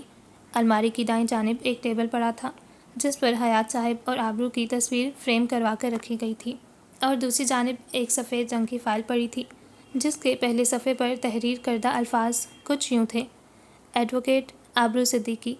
اس کمرے میں موجود کھڑکی سے آتی سورج کی کرنیں اس فائل پر پڑھتے اس پر لکھے نام کو روشن کر رہی تھیں۔ واش روم کا دروازہ کھلا اور آبرو بالوں کو تولیے میں لپیٹے باہر آئی۔ اس نے سفید رنگ کا کرتا شلوار پہن رکھا تھا۔ وہ چلتی ہوئی ڈریسنگ ٹیبل کے سامنے آئی، اپنے بالوں کے گرد لپٹا، تولیہ کھولا اور اس تولیے سے اپنے بال خشک کرنے لگی۔ بالوں سے گرتی پانی کی بوندیں فرش پر نمی پیدا کرنے لگی تھیں۔ بالوں کو خشک کرتے اس نے تولیے کو ایک طرف رکھا اور سامنے پڑا برش اٹھا کر اپنے بال سلجھانے لگی۔ بالوں کو سنوارتے اس نے برش کو واپس اس کی جگہ پہ رکھا اور نظر آئینے میں موجود اپنے عکس پر ڈالی۔ آج 5 سال گزر جانے کے بعد بھی وہ ویسی ہی تھی، کچھ بھی نہ بدلا تھا۔ اس کے بالوں کی لمبائی میں 1 انچ اضافہ بھی نہ ہوا۔ وہ ویسی ہی تھی، دبلی پتلی۔ کیا ان 5 سالوں میں کچھ بھی نہ بدلا تھا؟ کیا وہ آج بھی وہی 5 سال پہلے والی آبرو تھی؟ نہیں، بالکل نہیں۔ چاہے ظاہری طور پر اس میں کوئی تبدیلی نہ آئی ہو، مگر یہ بات وہ جانتی تھی کہ ان 5 سالوں نے آبرو کو مکمل طور پر بدل کر رکھ دیا تھا۔ یہ 5 سال آبرو کو صدیوں کی مسافت معلوم ہوتے تھے، ایک ایسا راستہ معلوم ہوتے تھے جس پر کانٹے بچھے ہوں، جن سے اس کے پاؤں مکمل طور پر زخمی ہوں، مگر اس کے آس پاس موجود لوگ نہ تو ان کانٹوں کو دیکھ سکتے تھے نہ اس کے زخمی پاؤں کو۔ آبرو نے آگے بڑھ کر ایک ہیئر کلپ اٹھایا اور اپنے گیلے بالوں میں لگا لیا۔ نگاہ دوبارہ اپنے عکس پر پڑی اور اس بار نگاہ ٹھہر گئی۔ آبرو کا ہاتھ بے اختیار اٹھا اور اپنے ماتھے پر دائیں جانب بھووں کے عین اوپر ایک نشان پر ٹھہر گیا۔ یہ ایک ایسا زخم تھا جسے آبرو اپنی پوری زندگی نہیں بھلا سکتی تھی۔ زخم تو بھر چکا تھا مگر نشان ابھی باقی تھا۔ ان 5 سالوں کے کانٹوں بھرے راستے میں آبرو نے ایک کھائی کا سامنا کیا تھا، جس کا نتیجہ یہ نشان تھا۔ آبرو گزرے وقت کی تمام تلخیوں کو اگر بھلا بھی دیتی تو وہ کبھی اس نشان اور اس سے منسلک اس واقعے کو نہیں بھلا سکتی تھی۔ اس نشان کو دیکھتے ہی سب ایک بار پھر تازہ ہونے لگا۔ وہ اندھیری رات، وہ لوگ، وہ کہے، وہ لمس۔ آبرو کا ہاتھ بے اختیار اپنی گردن پر گیا۔ اسے سانس لینے میں دشواری ہونے لگی۔ وہ فوراً آئینے کے سامنے سے ہٹتی کھڑکی کی جانب آئی اور تازہ ہوا میں گہری سانسیں لینے لگی۔ کچھ دیر وہاں کھڑے رہنے کے بعد آبرو واپس ڈریسنگ ٹیبل کے سامنے آئی اور بغیر آئینے میں دیکھے سامنے پڑے جیولری باکس میں سے ایئر رنگز تلاشنے لگی۔ مسلسل ڈھونڈنے پر جب وہ اسے نہ ملے تو وہ الماری کی جانب بڑھی اور اس میں سے اپنا پرس نکال کر اس میں دیکھنے لگی۔ کچھ دیر بعد اسے سرمئی رنگ کے 2 چھوٹے چھوٹے ٹاپس مل گئے۔ انہیں اپنے کانوں میں پہنتی وہ اٹھ کھڑی ہوئی، بیڈ پر پڑا اپنا کوٹ پہنا، پاؤں کو سیاہ رنگ کی ہیلز میں قید کرتے، سفید دوپٹہ نفاست سے لیتے اپنا بیگ اٹھایا اور سامنے پڑی فائل اٹھاتے وہ اپنے کمرے کا دروازہ کھولتی باہر جانے لگی۔ وقت کے حساب سے چلنا پڑتا ہے، ٹھوکر کے بعد آخر سنبھلنا پڑتا ہے۔ ساتھ دینے والے جب اوقات بتانے لگتے ہیں، امید کے جھوٹے خواب سے نکلنا پڑتا ہے۔ جب ضمیروں کا سودا سرعام ہونے لگے، نقصان سچ بولنے کا بھرنا پڑتا ہے۔ جس وقت کھلونا سمجھتے ہیں ہم کو ہمارے عزیز، پھر قسمت کے ہاتھوں بہلنا پڑتا ہے۔ وقت کے حساب سے چلنا پڑتا ہے، ٹھوکر کے بعد آخر سنبھلنا پڑتا ہے۔ اس نے سامنے پڑی خوبصورت چوڑیوں کو اٹھایا اور آہستہ آہستہ اپنے دونوں ہاتھوں میں پہننے لگی۔ چوڑیاں پہن کر اس نے ایک نگاہ سامنے آئینے میں نظر آتے اپنے سراپے پر ڈالی۔ نارنجی رنگ کے خوبصورت کامدار فراک کے ساتھ شرارہ پہنے، بالوں کا خوبصورت سٹائل بنائے، دونوں کانوں میں پھولوں سے بنے خوبصورت آویزے، گردن میں پھولوں سے بنا خوبصورت ہار، دونوں ہاتھوں میں چوڑیاں پہنے وہ بہت خوبصورت نظر آ رہی تھی۔ میک اپ نے اس کے چہرے کے نقوش کو مزید حسین بنا دیا تھا۔ مہینہ کیسے گزرا اسے پتہ ہی نہ چل سکا۔ آج وہ دن بھی آ پہنچا تھا جس کے لیے وہ اپنے آپ کو بہت دیر سے تیار کر رہی تھی۔ آج اس کی زندگی کا ایک بہت اہم دن تھا، مگر اس کی قطعی آنکھیں ویران تھیں۔ اتنی خوشی کے موقع پر وہ بجھی ہوئی نظر آ رہی تھیں۔ وہ آئینے کے سامنے ہی کھڑی تھی کہ اس کے کمرے کا دروازہ کھلا اور سکینہ بیگم داخل ہوئیں۔ سبرینہ بیٹا، تیار؟ ان کے باقی الفاظ منہ میں ہی رہ گئے۔ جب سبرینہ ان کی جانب مڑی، سکینہ بیگم کی آنکھیں اپنی بیٹی کا یہ روپ دیکھ کر بھرنے لگیں۔ وہ آنکھوں میں نمی لیے اس کے قریب آئیں اور اس کا چہرہ اپنے دونوں ہاتھوں میں لیتے اس کے ماتھے پر بوسہ دیا۔ ماشاءاللہ، اللہ نظر بد سے بچائے۔ ان کی آواز میں نمی گھلنے لگی۔ آمین۔ سبرینہ کی آواز بامشکل ہی سکینہ بیگم سن پائیں۔ تیار ہو؟ اس کے سراپے پر نظر ڈالتے ہوئے وہ پوچھنے لگیں۔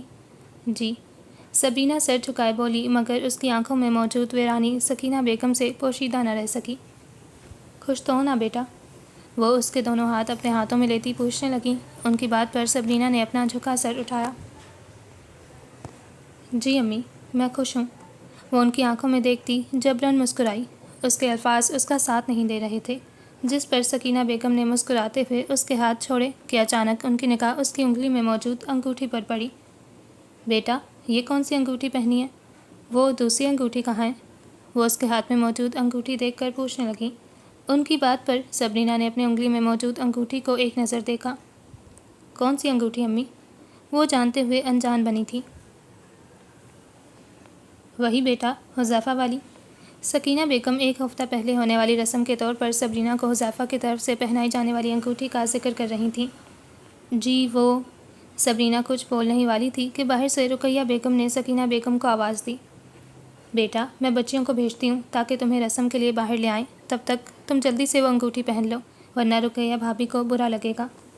وہ اس کا کندھا تھپتھپاتی باہر چلی آئیں، جبکہ پیچھے کھڑی سبرینا نے ڈریسنگ ٹیبل کی جانب مڑتے اپنا جیولری باکس کھولا اور اس میں موجود ایک خوبصورت انگوٹھی نکالی۔ یہ وہی انگوٹھی تھی جس کا سکینہ بیگم اسے پہننے کے لیے کہہ کر گئی تھیں۔ اس نے انگوٹھی نکال کر ٹیبل پر رکھی اور اپنے ہاتھ میں موجود انگوٹھی اتار کر اس نے جیولری باکس میں ڈال دی اور ٹیبل پر پڑی انگوٹھی اٹھا لی۔ اس انگوٹھی کو پہنتے اس کے دماغ میں ایک جملہ گونج رہا تھا۔ آج سے آپ میری امانت ہیں۔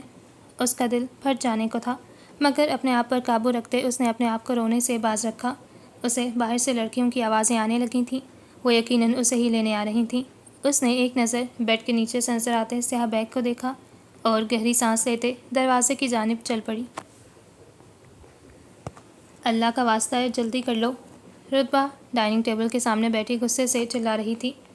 مجھے پہلے ہی بہت دیر ہو چکی ہے۔ اگر پروفیسر اکرم نے آج مجھے کلاس میں داخل نہ ہونے دیا تو دیکھنا حرم میں تمہارا کیا حشر کروں گی۔ وہ اپنے سامنے پڑے پراٹھے کا آخری نوالہ بنا کر منہ میں ڈالتی بولی، اسبا گھنٹہ ہونے والا ہے، تمہیں چائے بناتے ہوئے، اب لے بھی آؤ۔ وہ کھاتے ہوئے مسلسل بول رہی تھی۔ آبرو اس کے عین پیچھے آ کر کھڑی ہوئی۔ سب مل کر مجھے لیٹ کرواؤ گے اگر؟ وہ بولتی بولتی ایک دم مڑی اور آبرو کو اپنے پیچھے کھڑا دیکھ کر اس کی چلتی زبان کو بریک لگی۔ السلام علیکم۔ آبرو سے سلام کرتی اس کی چھوٹی کرسی کے ساتھ موجود دوسری کرسی پر بیٹھ گئی اور فائل کو ایک طرف رکھ دیا۔ وعلیکم السلام، تم کب آئی؟ رتبہ واپس کرسی پر بیٹھ گئی۔ جب تم چیخ چیخ کر سب کو بتا رہی تھی کہ تم لیٹ ہو رہی ہو، وہ ہلکی سی مسکراہٹ کے ساتھ بولی۔ اس سے پہلے کہ رتبہ کچھ بولتی کچن سے اسبا بھاگتی ہوئی آئی اور اپنے ہاتھ میں موجود چائے کا کپ رتبہ کے سامنے رکھ دیا۔ یہ لو اپنی چائے۔ وہ کپ اس نے سامنے رکھ کر خالی پلیٹ اٹھاتی بولی، آبرو تم نے تو آج کی چھٹی لی تھی نا؟ آبرو پر نظر پڑتے ہی اسے تیار دیکھ کر اسبا بولی، ہاں لی تھی، بٹ وہ ایک کیس سے ریلیٹڈ ایک ضروری کام تھا، اس لیے جانا پڑے گا۔ وہ تحمل سے بولی، مگر تمہاری طبیعت؟ ہلکا سا بخار تھا، اب ٹھیک ہوں۔ اسبا کی بات مکمل ہونے سے پہلے آبرو بول پڑی، چلو ٹھیک ہے، جیسے تمہاری مرضی، میں تمہارے لیے ناشتہ لے کر آتی ہوں۔ اسبا آبرو سے کہتی پلٹنے ہی والی تھی کہ آبرو بولی، نہیں رہنے دو، میں بس چائے لوں گی۔ آبرو رتبہ کے سامنے پڑے چائے کے کپ کو اپنے آگے کرتی بولی، آبرو یہ میری ہے۔ رتبہ نے احتجاج کیا، اب یہ میری ہوئی۔ آبرو چائے کے کپ کو لبوں سے لگاتی بولی، صحیح کہہ رہی تھی میں، تم سب ملے ہوئے ہو، میں روز تم سب کی وجہ سے لیٹ ہو جاتی ہوں۔ رتبہ کے لہجے میں کفکی تھی۔ چائے بہت اچھی ہے اسبا، آبرو جان بوجھ کر رتبہ کو چڑھاتے ہوئے بولی، جس پر اسبا کے لب بھی مسکراہٹ میں ڈھلے۔ رتبہ تم حرم کو دیکھو، میں تمہارے لیے چائے لاتی ہوں۔ اسبا رتبہ کو مخاطب کرتی کچن کی طرف چلی گئی۔ حرم کی بچی، تم تو آج گئی۔ ایک نظر مزے سے چائے پیتی آبرو پر ڈالتی وہ اونچی آواز میں کہتی حرم اور اپنے مشترکہ کمرے کی جانب چل پڑی، جبکہ پیچھے بیٹھی آبرو کے لب اس کے انداز پر مسکراہٹ میں ڈھلے۔ صبح کے 4 بجے کا وقت تھا، ہر سو تاریکی تھی، فجر کی اذان میں ابھی 2 گھنٹے باقی تھے، گلیاں محلے بالکل سنسان پڑے تھے۔ سامنے نظر آتے 2 منزلہ مکان پر لگی سنہری بتیاں اس وقت روشن تھیں۔ ان کی روشنی کو دیکھ کر یہ اندازہ لگانا مشکل تھا کہ گھر شادی والا گھر تھا۔ اچانک وہ جلتی بتیاں بجھ گئیں۔ اس وقت اس محلے میں موجود روشنی کا واحد ذریعہ بھی ختم ہو گیا۔ اس گھر کے دروازے کے قریب مدھم سی آہٹ پیدا ہوئی اور دروازہ کھل گیا، جس میں سے پہلے ایک سیاہ رنگ کا بڑا سا بیگ باہر آیا اور پھر ایک چادر میں لپٹا ہوا وجود۔ اس وجود نے اپنا چہرہ ڈھانپ رکھا تھا، جس کے باعث اس کو پہچاننا مشکل تھا۔ اس وجود نے بغیر آہٹ پیدا کیے دروازہ واپس بند کر دیا اور تیز تیز قدم اٹھاتا آگے بڑھنے لگا۔ اس کے قد و کال سے وہ نسوانی وجود معلوم ہوتا تھا۔ اس گھر سے کافی دور جا کر اس نے اپنے بیگ کی جیب سے موبائل نکالا اور اس کی انگلیاں موبائل کی اسکرین پر تیزی سے کچھ ٹائپ کرنے لگیں۔ اس کے ہاتھ مسلسل کانپ رہے تھے۔ موبائل کو واپس اپنی جگہ میں جیب میں ڈالتے اس نے نظریں اٹھا کر اس گھر کی جانب دیکھا جہاں سے وہ بھی آئی تھی۔ اس کی آنکھیں بھرنے لگیں، آنکھوں میں آنسو اس قدر بڑھ گئے کہ سامنے کا منظر دھندلا ہونے لگا۔ اس نے اپنی آنکھوں کو سختی سے صاف کیا تو اس کی آنکھیں واضح ہوئیں۔ اس کی آنکھوں کا رنگ قطعی تھا۔ دوپہر کا 1 بج چکا تھا۔ سورج سوانحے پر تھا۔ تمام درخت اور پودے مرجھا گئے تھے۔ ہوا کا کوئی وجود نہ تھا۔ تمام پتے ساکت تھے۔ پھول پودے پیاس کی شدت سے بے چین تھے۔ سول ہاسپٹل لاہور کی عمارت کے سامنے بھی رش نہ ہونے کے برابر تھا اور یہ اس گرم دوپہر کا نتیجہ تھا۔ ہاسپٹل کے ایک کمرے میں اس وقت 3 نفوس موجود تھے۔ ایک ادھیڑ عمر کی خاتون جو اس وقت نیم مدہوشی کے عالم میں بیڈ پر لیٹی تھی، ان کے ہاتھ کو اپنے دونوں ہاتھوں میں دبائے ایک 20 سالہ لڑکی جو مسلسل آنسو بہا رہی تھی، جبکہ ان دونوں کے قریب ایک 28 سالہ نوجوان پریشانی کے عالم میں ادھر ادھر ٹہل رہا تھا۔ کمرے کے بند دروازے کے کھلنے پر وہ ایک دم رکا اور دروازے کی جانب دیکھا جہاں سے 2 ڈاکٹر داخل ہوئے تھے۔ وہ دونوں تیزی سے چلتے ہوئے اس عورت کے قریب آئے۔ ان میں سے ایک نے اپنی گردن میں ڈالا اسٹیتھوسکوپ اتارا اور اس عورت کی دھڑکن کا جائزہ لینے لگا۔ وہ لڑکا اب ان دونوں کے قریب آ چکا تھا۔ اس نے بولنے کے لیے لب کھولے ہی تھے کہ اس کے پاس کھڑے دوسرے ڈاکٹر نے اسے ہاتھ کے اشارے سے بولنے سے روکا، مگر وہ لڑکا پھر بھی نہ رکا۔ یہ آپ لوگ کیا بار بار ان کی ہارٹ بیٹ چیک کیے جا رہے ہیں؟ پہلے بھی آپ نے آ کر یہی کیا تھا۔ وہ انتہائی روکھے انداز میں بولا۔ آپ کو دکھائی نہیں دے رہا کیا حالت ہو گئی ہے ان کی؟ آپ ہیں کہ بس ایک ہی کام بار بار کیے جا رہے ہیں۔ اگر میری امی کو کچھ ہوا تو پھر؟ کیا آپ 2 منٹ خاموش رہ سکتے ہیں مسٹر؟ وہ ڈاکٹر جو عورت کی نبض کا معائنہ کر رہا تھا تحمل سے اس لڑکے کی بات کاٹتا ہوا بولا۔ نہیں ہو سکتا میں خاموش۔ پہلے آپ مجھے بتائیں کہ انہیں ہوا کیا ہے۔ اگر انہیں کچھ ہو گیا تو آپ کو کیا فرق پڑے گا؟ ماں تو میری ہے۔ اس کے باقی الفاظ منہ میں ہی رہ گئے کیونکہ وہ ڈاکٹر اپنی جگہ چھوڑ کر اٹھ کھڑا ہوا اور اس کی جانب آنے لگا۔ سب کچھ نارمل ہے۔ کچھ دیر پہلے ان کو جو ڈرپ دی گئی تھی یہ بھی اسی کے زیر اثر ہے۔ وہ اطمینان سے بولتا اس کے قریب آیا۔ پریشانی کی کوئی بات نہیں ہے، بہت جلد یہ ٹھیک ہو جائیں گی انشاءاللہ۔ وہ اس کے کندھے پر ہاتھ رکھتا ہلکی سی مسکراہٹ کے ساتھ بولا، جس کے جواب میں وہ لڑکا خاموش رہا۔ اور میری ایک بات ہمیشہ یاد رکھنا۔ اب وہ اپنا ہاتھ اس کے کندھے سے ہٹا چکا تھا۔ ایک مریض ڈاکٹر کے لیے بھی اتنا ہی اہم ہے جتنا وہ اپنے گھر والوں کے لیے ہوتا ہے۔ اس عورت کے پاس بیٹھی لڑکی جو تب سے سر جھکائے رو رہی تھی، اس نے نظریں اٹھا کر ڈاکٹر کی جانب دیکھا۔ آنسوں نے سامنے کا منظر دھندلا کر ڈالا تھا۔ اس نے اپنے ایک ہاتھ سے اپنی آنکھیں صاف کیں تو سامنے کا منظر نمایاں ہوا۔ بے شک ہمارا مریض سے کوئی خونی رشتہ نہیں ہوتا، مگر وہ لمحے بھر کر رکا۔ ہمارا ان سے انسانیت کا رشتہ ہے اور انسانیت کا رشتہ ہر رشتے سے بالا تر ہوتا ہے۔ وہ لڑکی اپنی دونوں نظریں جمائے اس ڈاکٹر کو دیکھ رہی تھی۔ بے حد خوبرو شخص، کھڑی مغرور ناک، کشادہ پیشانی، بھوری آنکھیں، انابی لب، 6 فٹ سے نکلتا ہوا قد، بے حد سرخ گوری رنگت۔ وہ بلا شبہ ایک 27-28 سالہ خوبصورت مرد تھا۔ وہ اس وقت سرجن کے مخصوص لباس میں موجود تھا۔ اسے وہ ساحر معلوم ہو رہا تھا، مگر اسے معلوم نہ ہو سکا کہ سحر اس کی شخصیت کا تھا یا اس کے الفاظ کا۔ میں میڈیسن لکھ کر دے رہا ہوں، ٹائمنگز آپ کو ڈاکٹر ابتہاج بتا دیں گے۔ اس نے کاغذ پر پین چلاتے ہوئے اس لڑکے کو مخاطب کیا اور وہ کاغذ پاس کھڑے ڈاکٹر ابتہاج کو پکڑاتے اپنے قدم باہر کی جانب بڑھا دیے۔ یہ کون ہے؟ ڈاکٹر ابتہاج کے پاس کھڑے اس لڑکے نے دروازے کی جانب دیکھتے ہوئے کہا جہاں سے ابھی وہ ڈاکٹر باہر گیا تھا۔ یہ یہاں کے نئے کارڈک سرجن ہیں، ابھی ہفتہ ہی ہوا ہے انہیں یہاں آئے ہوئے۔ ڈاکٹر ابتہاج نے مصروف انداز میں کاغذ کو دیکھتے ہوئے جواب دیا۔ نام کیا ہے ان کا؟ وہ لڑکا اب بھی وہیں دیکھ رہا تھا۔ محمد تاشفین احمد۔ ڈاکٹر ابتہاج کی آواز اس لڑکے کی سماعتوں سے ٹکرائی۔